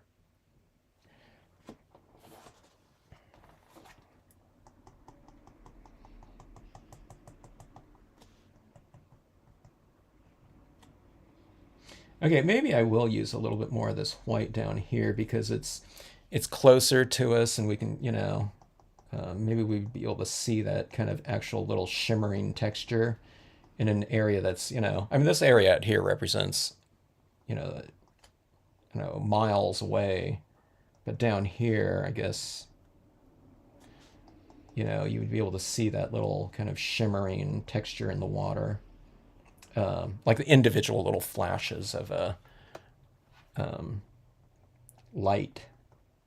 They call that specular light. It's light. It's light that's brighter than white. That's what they call it in photography, at least.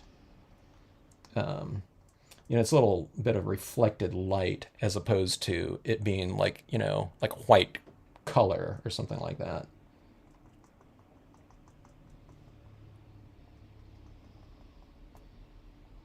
Like in photography, they have to consider that because you know, it's light that's actually, you know, shining back at your camera, thus affecting the necessary exposure of it,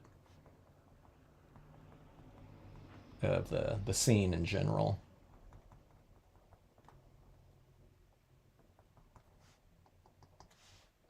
I learned that when I took a photography class in college. I had already had experience, you know, developing film and, you know, darkroom types of things from high school, being in, you know, photography for like 3 years in high school. So I was just like a beginning photography class in college just to fill out my schedule a little bit, my upper grades. But my the teacher that was teaching that class was the LA County crime scene photographer. So she went out on, it wasn't, you know, being done by like the sheriff's department or, you know, LAPD or something like that, but she was the county crime photographer. So she'd go out on scenes and, you know, gather evidence and things like that.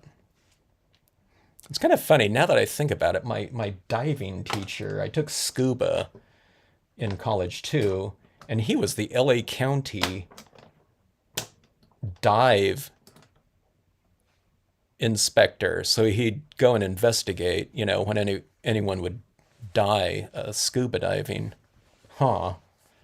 It's kind of interesting when I think about it. But he said most of the scuba diving deaths can be attributed to one thing, and that's diving by yourself.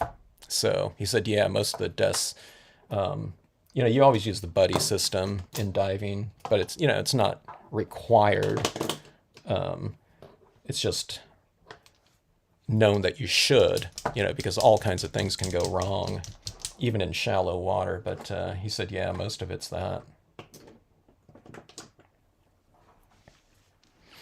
Okay, I just bit the bullet and ordered a ream of chrome coat from Walmart. Oh, chrome coat from Walmart. That's interesting.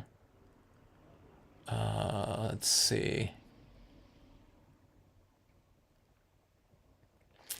Debbie just got the art foamies using Stampscapes art foamies. Awesome, awesome, Debbie. Let's see. I love art foamies. They want some suggestions on some on a couple new stamps here. So I need to go over the art foamies and if there's like a gap in there somewhere that, you know, some other imagery can be used in there. I need to make my suggestions to them really soon on that one. Go and check out the Linda's Facebook or Flickr gallery. Yeah, Linda, add all your stuff to the Stampscapes group. You don't have to wait for my like invitation for your pieces. If it just uses anything in Stampscapes. I don't know. Are you a member of the Stampscapes Facebook group thing? A lot of times I'm adding it myself, but it's not like my thing. It's just an open, group for anyone, public group. Okay. All right, Phyllis. I hope you enjoy that chrome coat there. Phyllis, did you get the 12 point or the 10 point? And what did they have? It's CS1, right?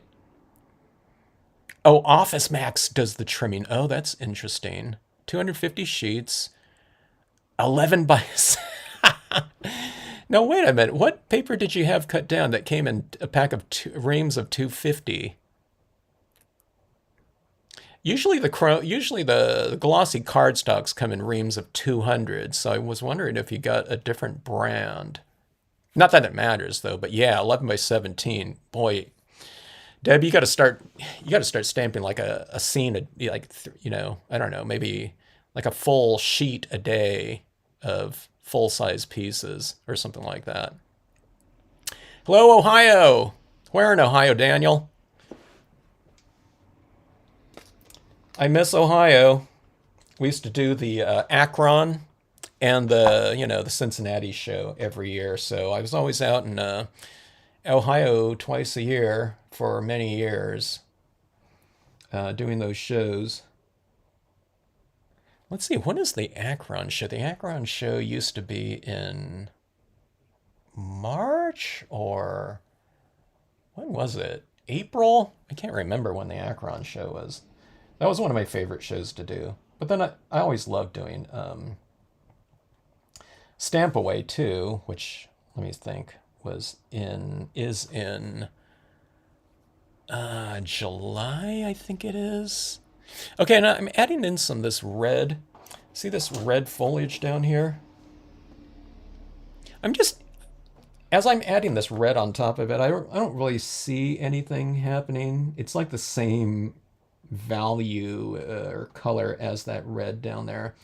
But what I'm hoping this is doing is it's adding kind of like a little bit of a raised bit of this color on top of here, because it really kind of disappears a little bit in there.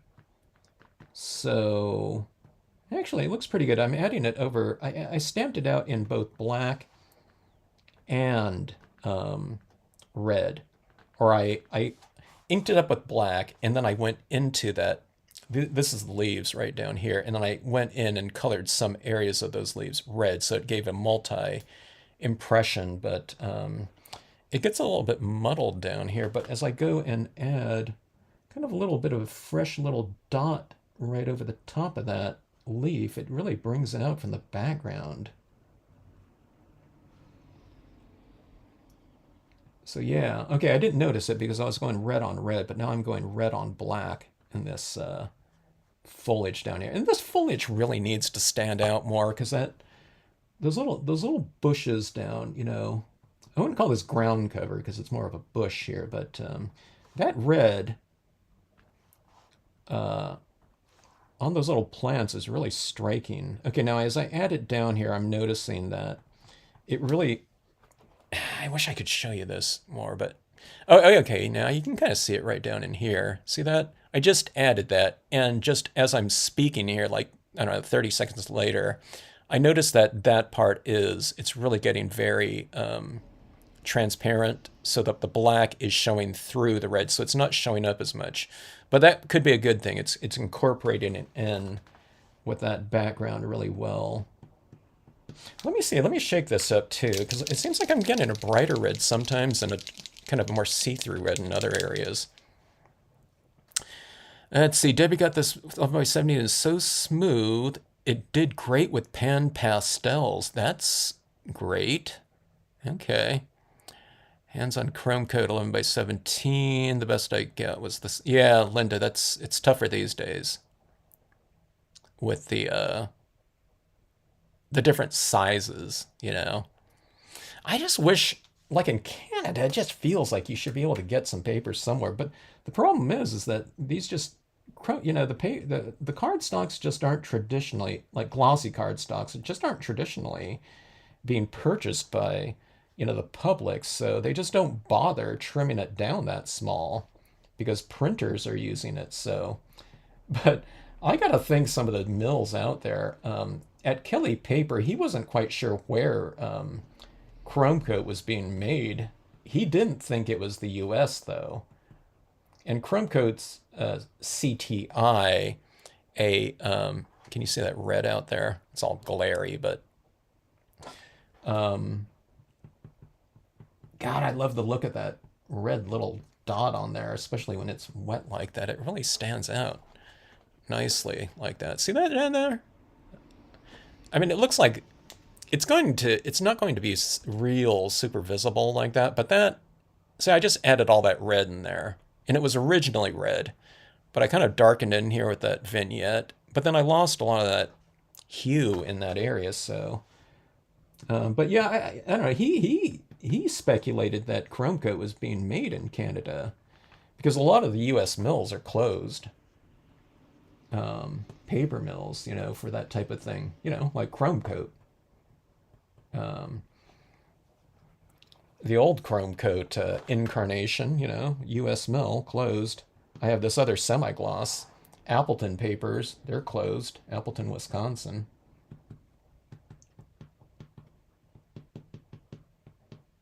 Someone somewhere mentioned that I think, I don't know, someone from Appleton ordered from me, or I don't know where I saw them, but they said, yeah, they used to go to their that Appleton mill, and they had a little retail store. And this stamper said, yeah, they used to go in there and buy papers there.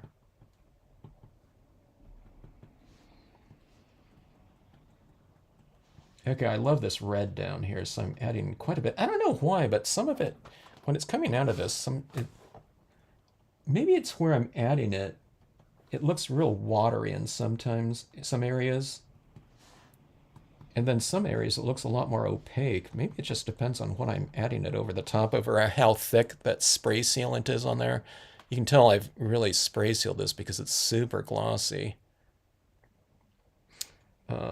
But anyways, here's that kind of foliage down here. If you want to kind of get the gist of what I'm going after, just you know, do a internet search, go ACADIA fall or something like that.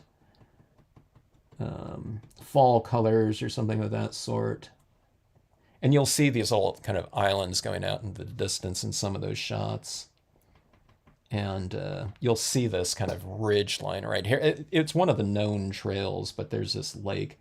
Now, the lake isn't, you know, it doesn't have the, you know, there's more of the park up here. I've just kind of added the, you know, that ocean area in there, you know, just so I can fit it in the scene. But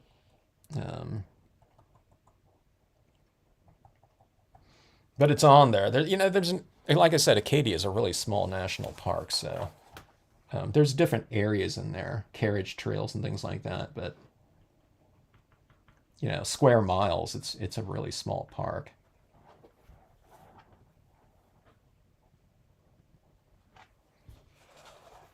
But you'll see that reddish kind of ground cover in there.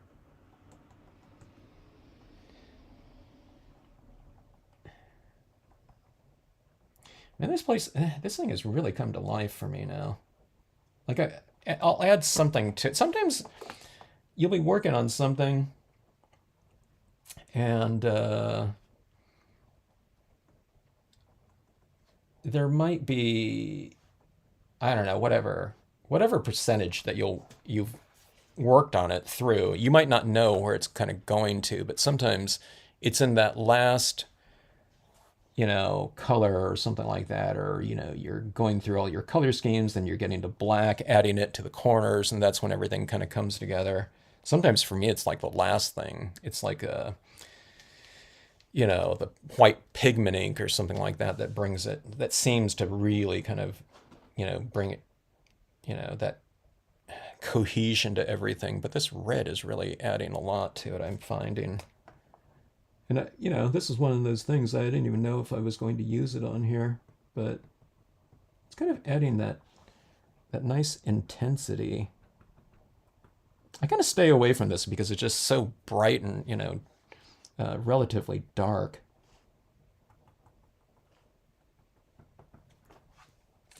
All right, so, okay, it's hard to show you guys this with it's so shiny and reflective like that and big. But there's that whole area down there with a little bit more red tones. I wish I had a warm red, and I don't. I guess this is kind of more, I don't know, maybe there's a little bit of a warmth to that one. Let me see what this one looks like right here, the 0.7. It looks like the same thing. Let me see if it's a little bit lighter.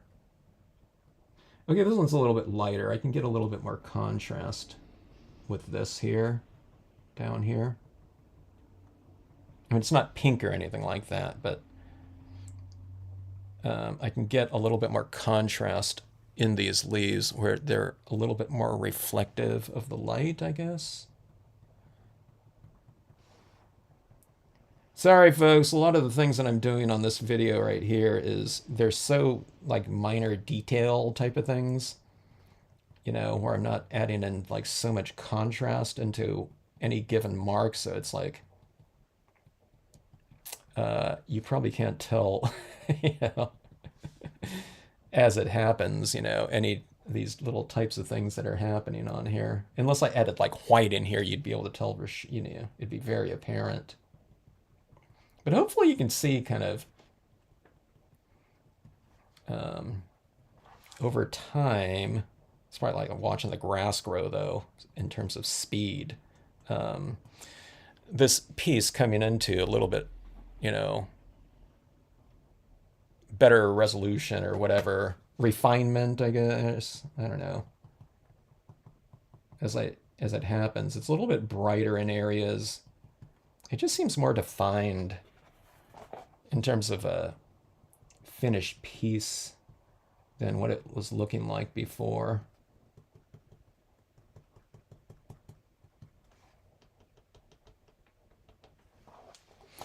I guess if you had something like some gold pens or metallics, that might be interesting too. The thing about things like metallics on these pieces, you really can't see it too much.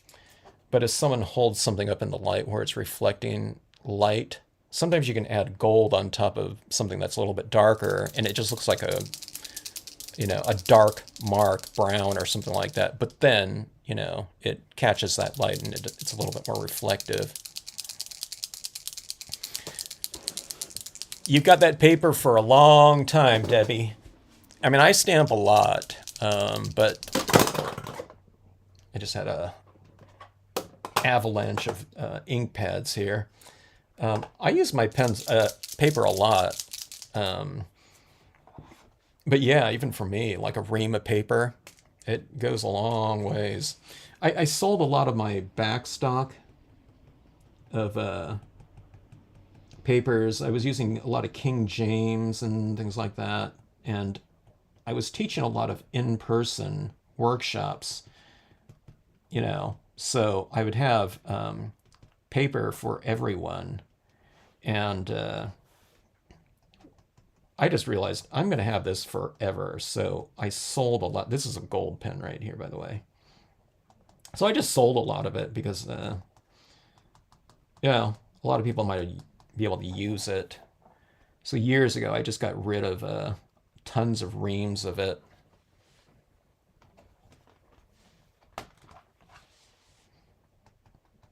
And not too long ago, I think it was about a year ago or something like that, I was in Kelly Paper, and they had on their clearance section a bunch of the Mohawk Everyday Digital, that white-coated silk. I think it was the 10 point, though, that they had. So they just get rid of it if it's been sitting on the store shelf for... okay, now I picked up a ton of that red ink down here, or paint. But, okay, so I added in some gold into it. Let me see if I can get a little bit. Can you see in there, like right in there, okay? That, see like that? That's the gold pen, okay, right there. That's reflecting that. So when someone's holding like that, they're not going to be able to tell. But, you know, at different angles, so you can see that gold ink right there.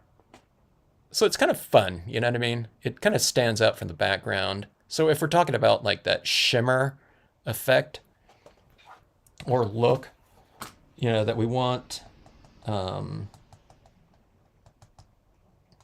get, you know, to depict on a fall colored scene like this, you know, you can play around with metallics. A lot of you have like gold and silver metallic pens already anyway, so they're kind of fun to add into a scene.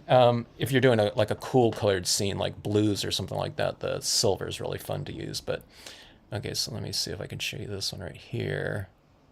So that, and this is blurry right here because I can't get that focused in, but so that's what it looks like that. But then you can see, let me see if I can get that glare over there. See that little, the things that are really standing out right there are the gold ink. And I even put it like over that one right there. See, like right in here. I'm sorry that it's such a feeble kind of presentation of that part, because it just, I can't get that to focus in like that. But anyway, there's my shimmer right there for this piece. I'm a lot happier with it now. I wasn't unhappy with it, but, you know, if you don't have the media, you don't know what you're missing. You know what I mean? So at the time, 3 years ago, you know, it was as resolved a piece as I could do at that time, you know, and I was perfectly happy with it. But in looking at it in recent months, I guess, or whatever, it just looked like it, you know, I don't know. It's one of those things. It was like I can take it or leave it. But I'd rather have it look good, potentially, you know. We want our pieces to look good with what we kind of know now, so.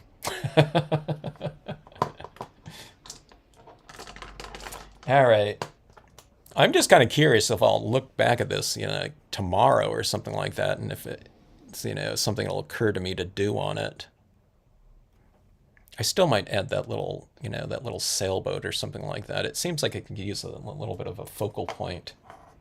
And I seem to recall looking out at the ocean and seeing sailboats out there.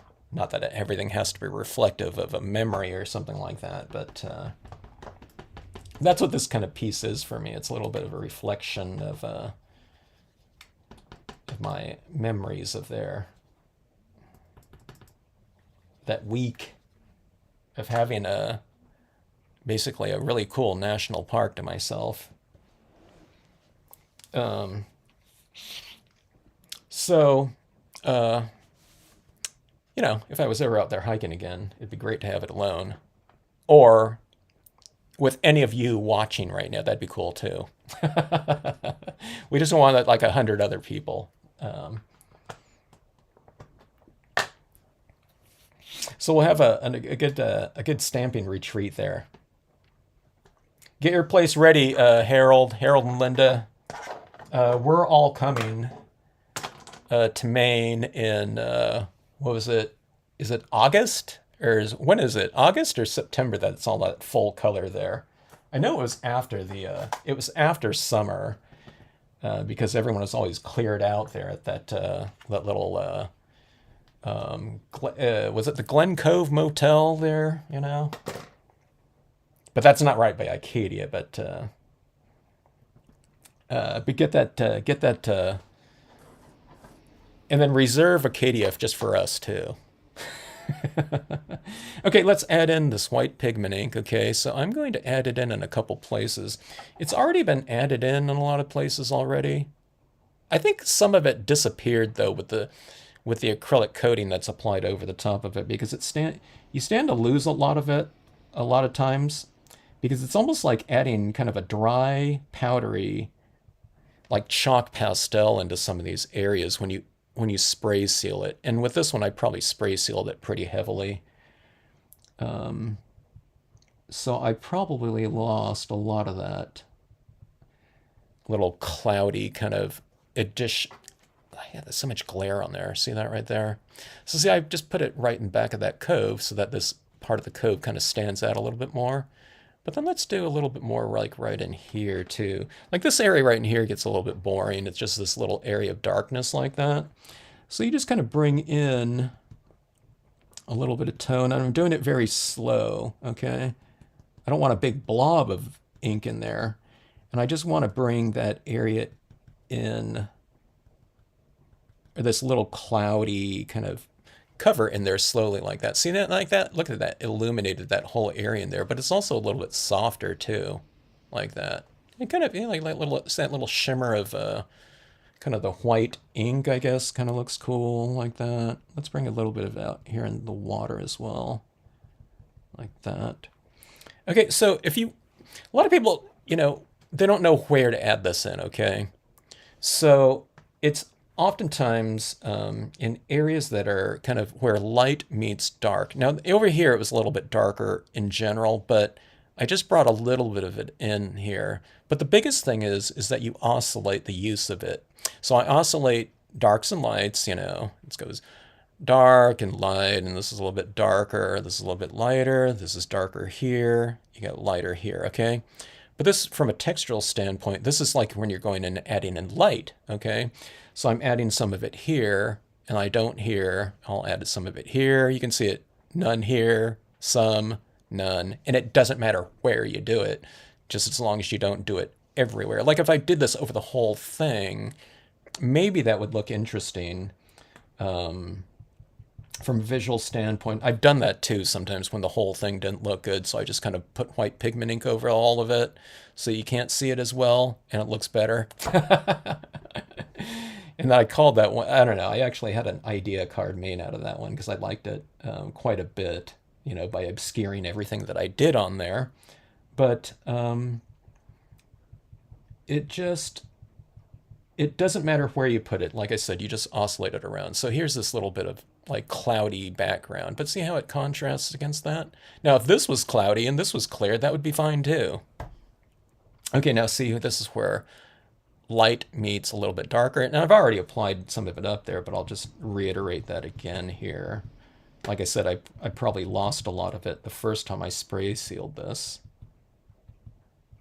That being said, if you have a really delicate application of this white pigment ink that you want to retain, then don't spray it too thickly, or spray it very lightly, allow it to dry, and then spray it again very lightly. I'm talking about like a dusting of it, you know, so you're spraying from, you know, like a quick burst, like from 12 inches away or something like that, just so it kind of, you know, lands on there, and almost when that's acrylic paint, you know, little speckles of, it's like dust-like sizes of acrylic land on there. They're so small that they just dry instantly, and that's how you can layer a certain area without affecting the media that's already been applied underneath it. But sometimes I spray thickly in some areas if I want the intensity of the colors to stand out more because I want it to penetrate. But when it comes to kind of like things like this, I might not want it to affect, you know, influence the media on there so much, so I want it to dry really fast. All right, see these islands out here a little bit? And again, I've already added some pigment ink the first time, but we'll do that a little bit more just to emphasize that a little bit more. So you get a black, just, you know, monochromatic island black, and you add some pigment ink over it, and look at it. You have this range of tones in there.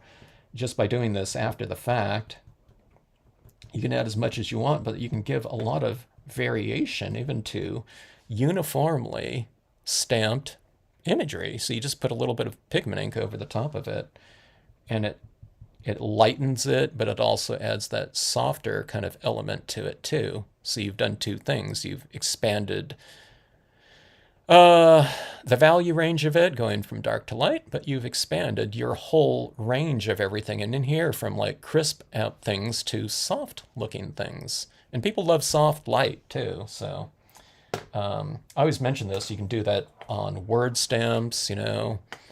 I don't know, you'd stamp happy birthday or something like that, or, you know, wish you were here, but you can do it all in black ink. But if it's in a light area like this, you kind of blot it on the top and it'll look like it's being top lit and illuminated like that. So it's, you know, you can use it for all kinds of different things like that.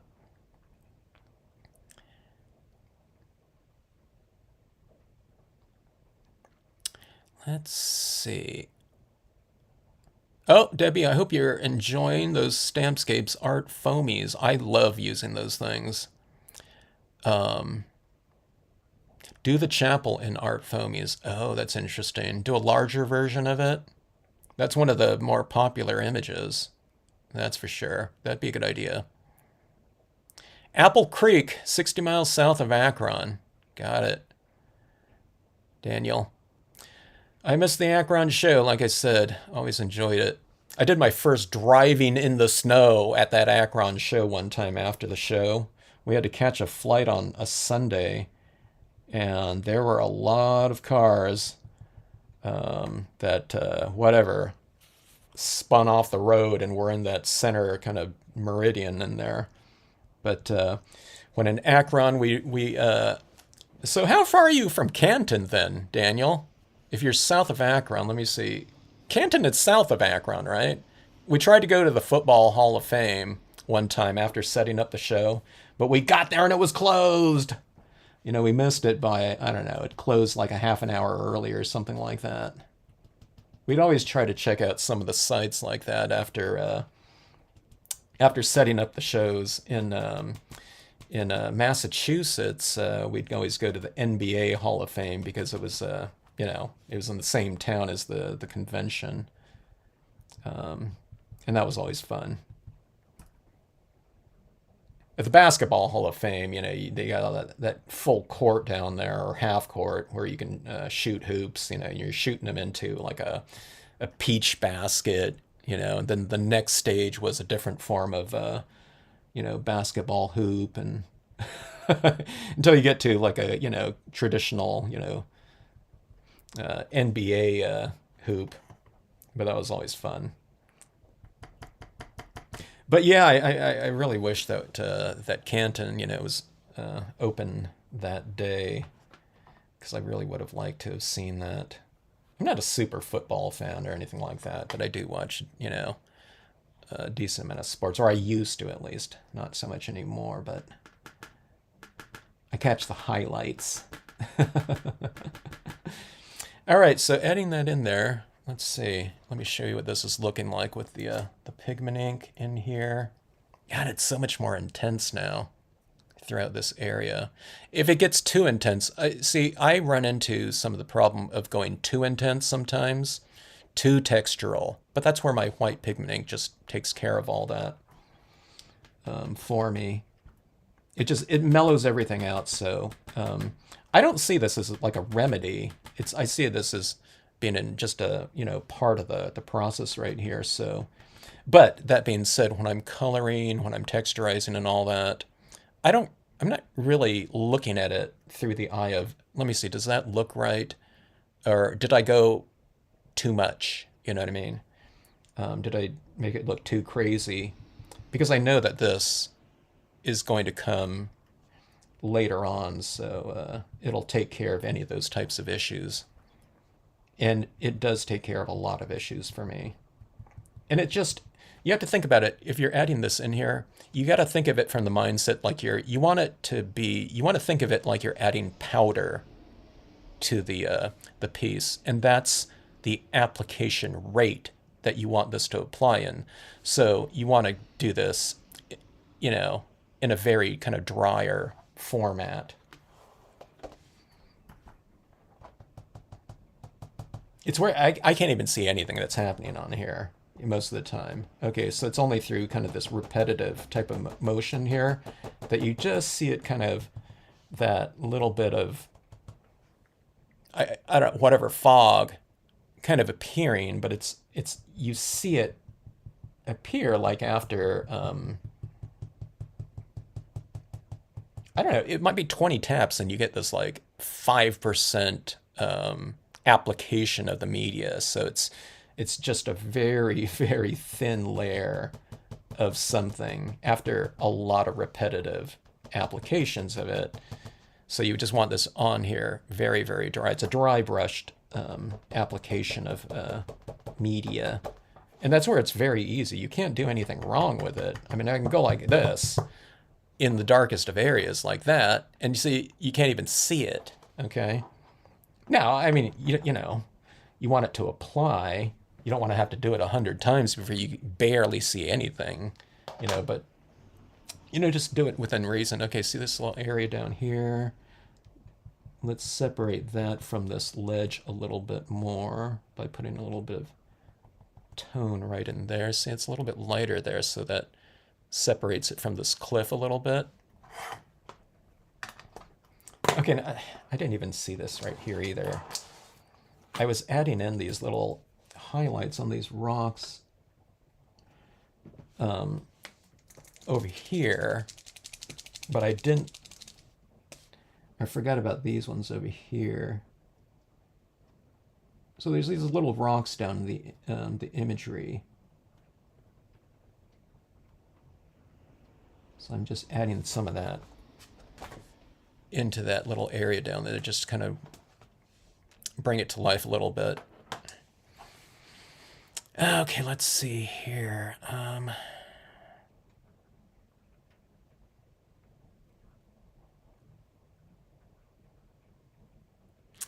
Yeah, the glossy 11 by 17. I thought I was going to send you some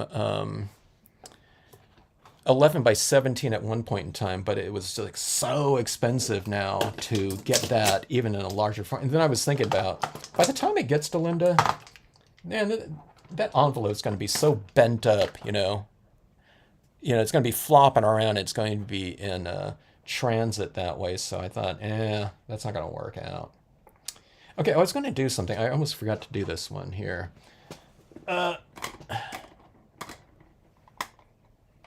Yeah, I agree, Bonnie, the details, you know. It's always those little details that kind of bring stuff to life. Hello, Doctor. Good to see you. Glad you like it. This is an old piece right here from, it said 3 years ago when I looked it up. Let's see. Let's go hiking, Nicole. It's going to be a hiking at, not at 3 a.m. though. That's like earlier than I usually go to bed. Not all the time, but you know, we'll go hiking, and then for anyone that wants to do that, and then stamping, hiking in the morning, stamping the rest of the day away. Has anyone ever gone to a stamping retreat? You know, where you might be taking classes at most of the those types of retreats. And then, so a lot of times they have like a stamping, or like if it's scrapbooking, like an open crop room or whatever, where you're just doing that. But some of the stamping retreats that I'd go to, you know, people would be doing classes during the day. If I was there as a teacher, I'd be, you know, teaching. But some of the scenic stamping ones, we would just get together and stamp. But so a lot of people were stamping until I don't know when they went to sleep.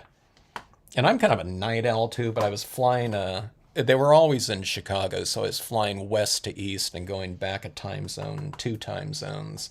There's mountain time zone and then central, I don't know, so it always kind of messed me up a little bit. And then, you know, I was always flying out there. So, okay, I'm adding in these little tiny rocks around here too, in the shallows, giving it a little bit more texture, okay? Oh, it looks a little bit more three-dimensional too, I think. Having some of these rocks in there in front of those. Okay, let me see if I can get that in there. Ah! Sorry. Let me see. It's the streaming software. It just can't handle me messing with the zooming function here. All right, I zoomed in too much. It can handle. I'm giving a little bit more of a textural variation to the shoreline there. All right, I'm not gonna take a chance here, but see it right around in here, and then I'm adding it over some of these reflections. I really should color these in with a little bit of tone, so it's a little bit more reflective of what's going on up here. But I'm not doing that.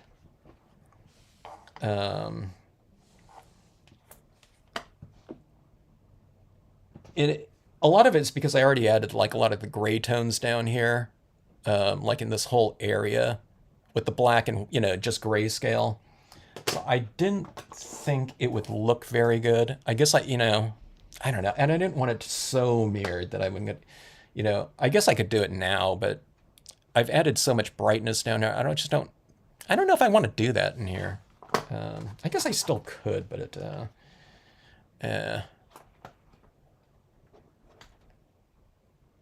I just don't know if I want to. Oh, and these ones also are not being reflected down here in the design. I did it on the this area though, on those designs, but it just wouldn't be consistent. All right, so I think that is about it. Let's go. Trying to think if there's anything else I'm forgetting here. Yeah, I'm glad you like the composition here, Linda. I loved yours. Yours came out fantastic too. Did you reply to me, Linda? Did you use paint pens in yours? Do you remember what I used? If it was gel pens? Since Linda, she would have. I don't know if she would remember that, but I didn't remember, and I didn't watch my video, so. I just jumped on there. I just thought about doing this, like, I don't know, a couple minutes before I came on here. But the paint pens, I think, are more vibrant, unless I did use them. But I know I definitely didn't use the 3mm ones. Okay, my white pad is really, really dry now. And it does need to be re-inked. I have a separate one for doing this type of thing, cotton ball applications. And if you like that type of look and you do it a lot, I use this also for things like the, the holographic foils, the white on here. I just buy a separate pad. I learned to do that because I get cotton fibers all over my pad. So that if I'm stamping something out in white, like a word stamp, onto something, it often picks up the fibers of that. So I just have two white pigment ink pads that I use all the time. So, it's not really redundant for me. I use those two pads a lot more than I do a lot of the colors that I have in, my inks, colored inks. Okay, let me see right here. I don't know if you noticed right here, but that area in there kind of disappeared a little bit because when that pigment ink dries, it gets a lot more see-through. So keep that in mind. You might add it in there and it's like, okay, I got it just where I wanted it. But then it dries and it's like, wait a minute. Was it in my mind or was that area a lot lighter when I applied this pigment ink? So it gets a lot more transparent. I mention this all the time, but someone might be new to the channel and didn't hear me say this before, but okay, so it dries usually darker because you were usually applying it where you can see it, so you're applying it over a darker area. And then when you spray seal it, it kind of gets a lot more transparent that way too. So yeah, just keep that in mind. when you do this right here. So when you get the feeling of it, and when you get familiarized with it, you'll know to kind of go a little bit more in terms of your application of it than what it looks like ideally after you apply it, because again, it just, it kind of disappears a little bit, or it doesn't disappear, but it gets more transparent in both the drying process and the coating process. Okay, and so I'm adding some of this down right around here where light meets dark. You can't really see too much of it. Again, this is really, really dry now. But I think that should do it there. I'm thinking about highlighting some of these bare trees in here. But there's so much texture going on in here that I'm kind of leaning against it. Like a lot of times I would see they have this tree over here, this leafless pine is the same one as over here, but you can't really see it in here. So sometimes I give it a little bit of highlighting on it, just so it kind of pulls it out from the background. But in this case, there's so much texture of these little dots going on throughout the deciduous trees, the colored trees in here, that it's too much, I'd often go kind of overboard with it, which I think people should do, especially when you first start kind of playing around with it, and then just see, you know what I mean? Because if you go overboard, then kind of the limits of kind of what you like to see in a piece, but that's always better than just kind of holding back and never knowing kind of the full, potential ideal resolution of a piece, no matter what, not just with these inks here, I'm talking about with everything. Go a little bit overboard. This is, with something like this, don't go overboard with like, life and death type of things, but, this is just stamping right here. So, what's the worst that can happen with that? So, yeah, I just learned that if things are getting like super textural with a common texture, maybe if I used like a paintbrush and Dr. Martens or something like that, and did like these really fine, different texture types of highlights, maybe that would be okay. But anyways, I don't know. What do you guys think of this piece right here? I'll tell you what I think I like better now on this piece. Okay, so certainly there's more intensity with the different paints, but see the trunks for me helped out a lot. Remember, this is all kind of you can kind of make out the trunks a little bit, but they're much more distinct now with that white in there. So that was really big. The slope in here with these little highlights on there, that little illumination. So again, this is what I was telling you on the for anyone that was watching or seeing those easy lighting videos. If you have an area like this, the inclination a lot of times, now this is a huge area right here, okay? But even if there's just a small little foreground or something like that, the inclination is to color something or shade something, color something uniformly. But see this, how it goes from dark to lighter to darker to lighter like that? Just in this strip right here, okay? But then you go down here too, and you oscillate it. See, it goes a little bit darker in here. So it's just varying it, and it doesn't matter where you add those darks and lights in there, just as long as there's some variation. I think it looks better from a lighting standpoint. It looks more three-dimensional that way than this all being dark or something like that, or all being light like that. So just oscillate a little bit like that. But the textures in here, I think, are much better.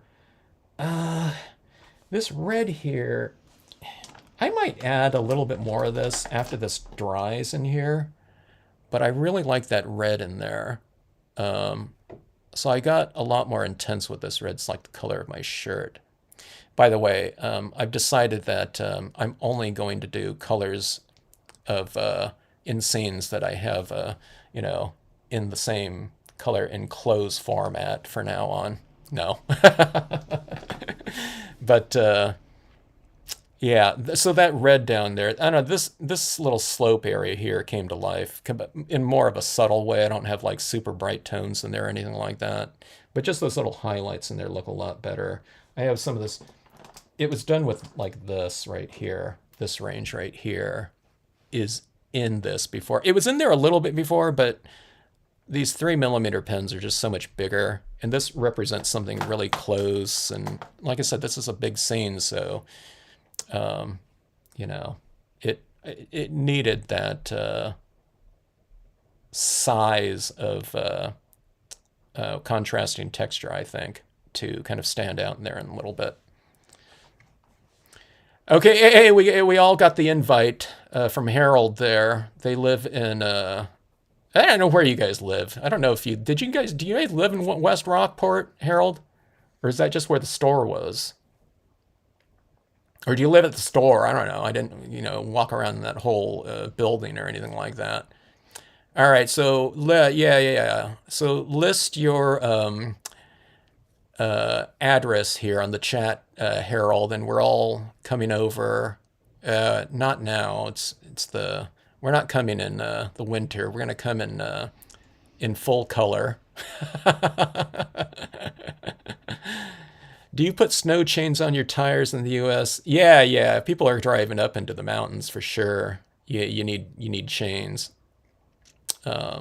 Yeah, but yeah, like in California, we have the Sierras and things like that. We have, Big Bear. I was just watching Big Bear Lake. That's where people go, like, if you want to go, like, local skiing, if you live in Los Angeles or something like that. Big Bear's, oh, it'd probably be like a 3.5 hour drive during the winter time, but by the time you get up in those elevations of, I don't know, 7,000 feet and up, maybe 6,000 feet, you're throwing on your chains, in those areas like that. So, okay, mid-September. That's when I thought that show was, in September specifically. Yeah, that's what I thought it was. I can never remember exactly, but I think that's when I was there. I think I was there in like the second week of September. For some reason, that stands out to me. Yeah, we're not coming out there, and we're not going to Maine in in the wintertime, Harold. Uh, I'm too much of a wimp for that. But yeah. Oh, so let me see. I don't know, however many people are on right now. 14 people. We're all coming out to Maine to check that out, Harold. So get that. We're gonna need like a bus, to transport us around for the sightseeing, and then the stamping later on in the afternoon, or in the whatever. Get that lobster going too. Those lobster rolls. I always mentioned to people when Harold and Linda took me out to lobster, being in Maine, and I remember they were thinking, well, they explained it to me. Well, if you buy it by the pound or something, by the like half pound, so it's like a whatever pound or whatever. And they said, well, it's only like a little bit more, and you're getting a lot more meat. It's like all meat because of the shell kind of things. And I was like, that lobster was. I knew I was in trouble because I was like halfway done and I was like getting stuffed.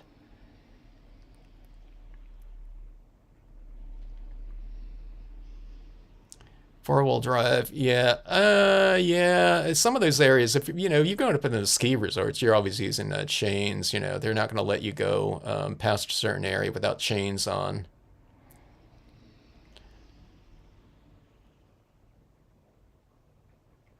Yeah. Stamping retreats. Those were my favorite stamping events. Were the retreats. Always loved all of it, the workshops, conventions, and everything like that. But when I was going around teaching, oftentimes I would go to a store, and if I was out of state, I'd try to knock off, I don't know, whatever, two or three, four stores in that general area, region, I would say. So I was always getting done with one store and then packing up at like whatever 6 to 8 p.m. And I might be teaching like 100 miles away in a different city. So it was like packing up every time. But in the retreats, everyone's going to you, so you just set up and you're just teaching for the full entire weekend, which I always liked. I didn't have to tear down my entire setup. It's so much more relaxing, and everyone was like staying at the same place unless they lived locally. And, you know, it was just really nice just getting up in the morning and, you know, breakfast is there at the same, you know, place, and lunches. And a lot of times we would go out for dinner, you know, not eat at the motel or hotel or whatever. But that was always fun. Nicole wants to be right in the scenic area now. Well, you can. We're going to be there, Nicole. Harold and Linda are getting there. Going to be ready in September for all of us, with those lobster rolls for lunch. I didn't even know what a lobster roll was. I'm driving up to from Portland to their store, and there's all these signs for all these little restaurants along the way. It says lobster roll. I had no idea what that was. Let's see. It's raining here. It's raining for, yeah, the entire West Coast is getting a lot of rain here, Jeannie. I'm looking at my scene now, Kevin. I did not use any paint pens. Oh, okay. I loved your piece as is, you know, but for me, it really improved on this piece, especially like back up in here. I should have taken a photograph of this before I did all this, so I can do one of those transition things from like before and after. Maybe I could still shot it or something like that for the video. I'll do a much abbreviated video of this, like done in like 4 times the speed, like I often do. But yeah, I'm curious to see what this looked like in a, you know, just a transition between before and after. I am still thinking about that little sailboat in there, though. I have this really, really tiny one. That would be like right. I don't know. Maybe it's too big for that background area, and up here it'd be too small. For in here, it'll be like someone's like toy boat or something like that. Maybe not. I don't know. Maybe it doesn't need a focal point or whatever. Let's see. I think you use the gel. That's what I'm thinking, CM. I'm thinking I had that packet of gel pens on my desk here for a long time. I did use a paint pen. Oh, I can barely see it. Okay. Maybe you got to get bolder with it, Linda, if you think it could use it. When you start using the large, okay, this is for everyone. If you have used these types of things before, and you're embellishing your pieces, okay, be it whatever they are, it doesn't have to be scenic stamping either. I think paint pens are just the application of opacity in pieces. These allow us to go with light on top of dark. When you're working with dye-based inks, alcohol inks, and everything like that, you're working with transparency.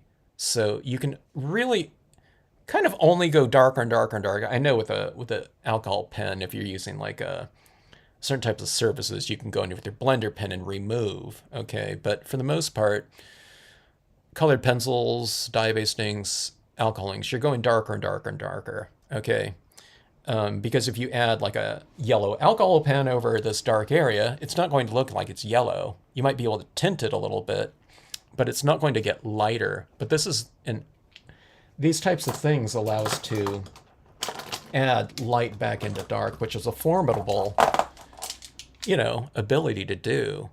So, okay, what I'm getting at here is if you haven't done this before and you start adding those little highlights, like none of it has like little highlights anywhere, and you start adding little dots like that, and then you look at it, you're like thinking, oh my God, that looks like really weird. It's because you have to give that universal texture over more things, okay, especially when it's something as bold as like a 3mm paint pen. You know, you start adding these dots down there and you add it on one tree and it stands out from everything else because it's the only thing with that texture on there. You kind of have to keep adding it on, you know, to all areas, and then it makes kind of sense from a textural standpoint. You know, it's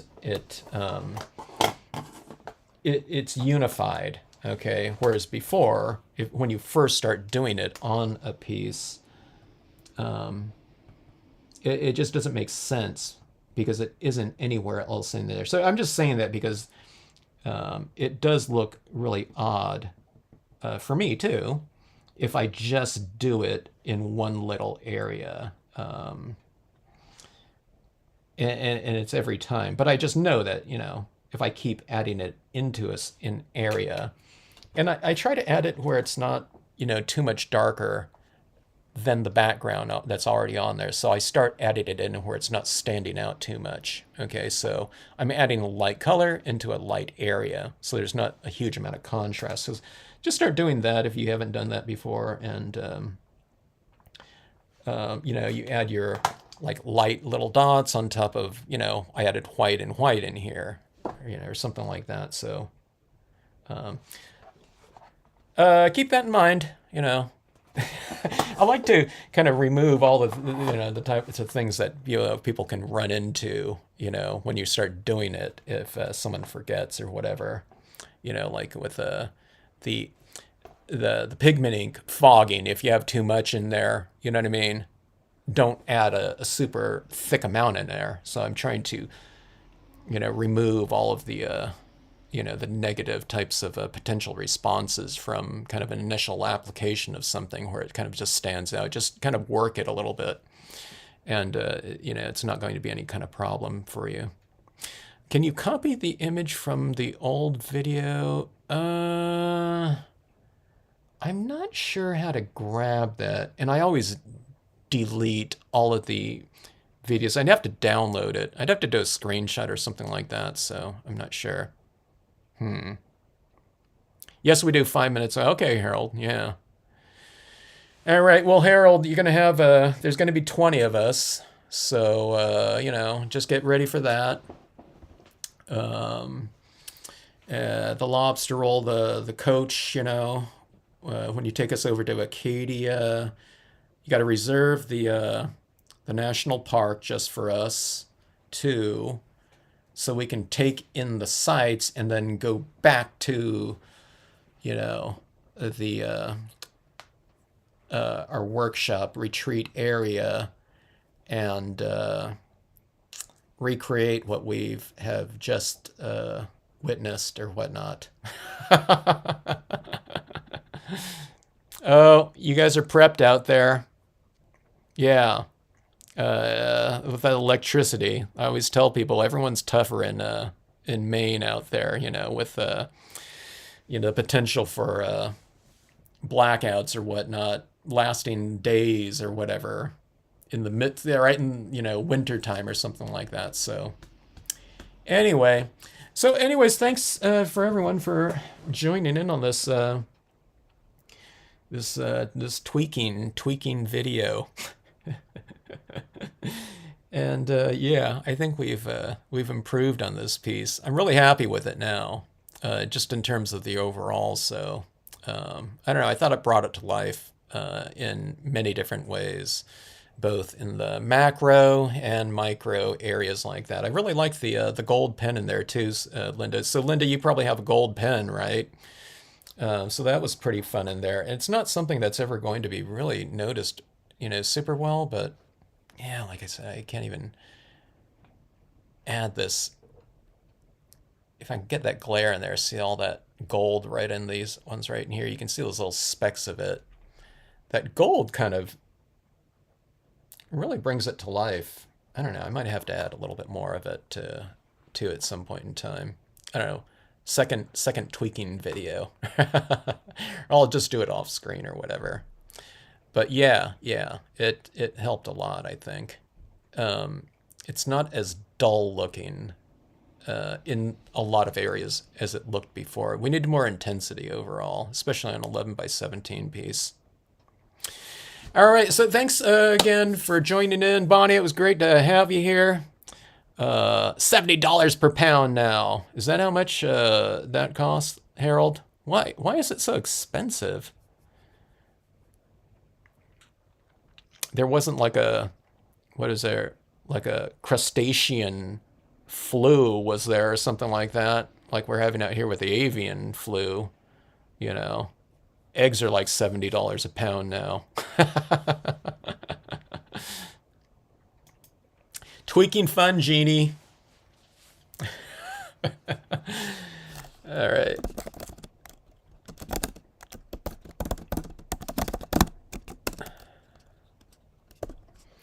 All right. Have a great rest of evening, wherever you are. Afternoon. I think in South Australia, right? Afternoon time, I think. I can't remember the time difference or whatnot. But yeah. Look at your pieces if you have some pieces sitting around. If you have especially some new media, and you know, you could potentially look at it with some fresh eyes based on I don't know, the media that's become available out there, or if you picked up some pens or something like that recently, or you know, you like the look of something like this and you picked up a pack, you know, use it on new pieces, but also you can go into some, you know, some older pieces that you think could use a little bit of a, you know, a little bit of extra resolution or tweaking, and I don't know, it can help. I don't know if I'll do this all the time, but I don't know. I'll have to take a look at some of my older 11 by 17 pieces. I think that's what I've been doing. My recent tweaking pieces on my other pieces were large pieces like that. For some reason, you know, if it's on a small card, you know, I don't really think about doing that. But on these larger pieces that I've been doing, yeah, I don't know. Just from sheer scale, I think I need to really kind of resolve some different things on them, I think it was. So yeah, it was my latest really big pieces that I added these little types of touches like that don't occur to me when I'm doing it, apparently. So I don't know. With time comes perspective. Oh, good. You had a good tweaking good time. That's what I should say, you know, when I plan some of these out. Come over to the Stampscapes channel and have a guaranteed tweaking good time. I'll post that on Facebook or something like that. All right. Good night, everyone.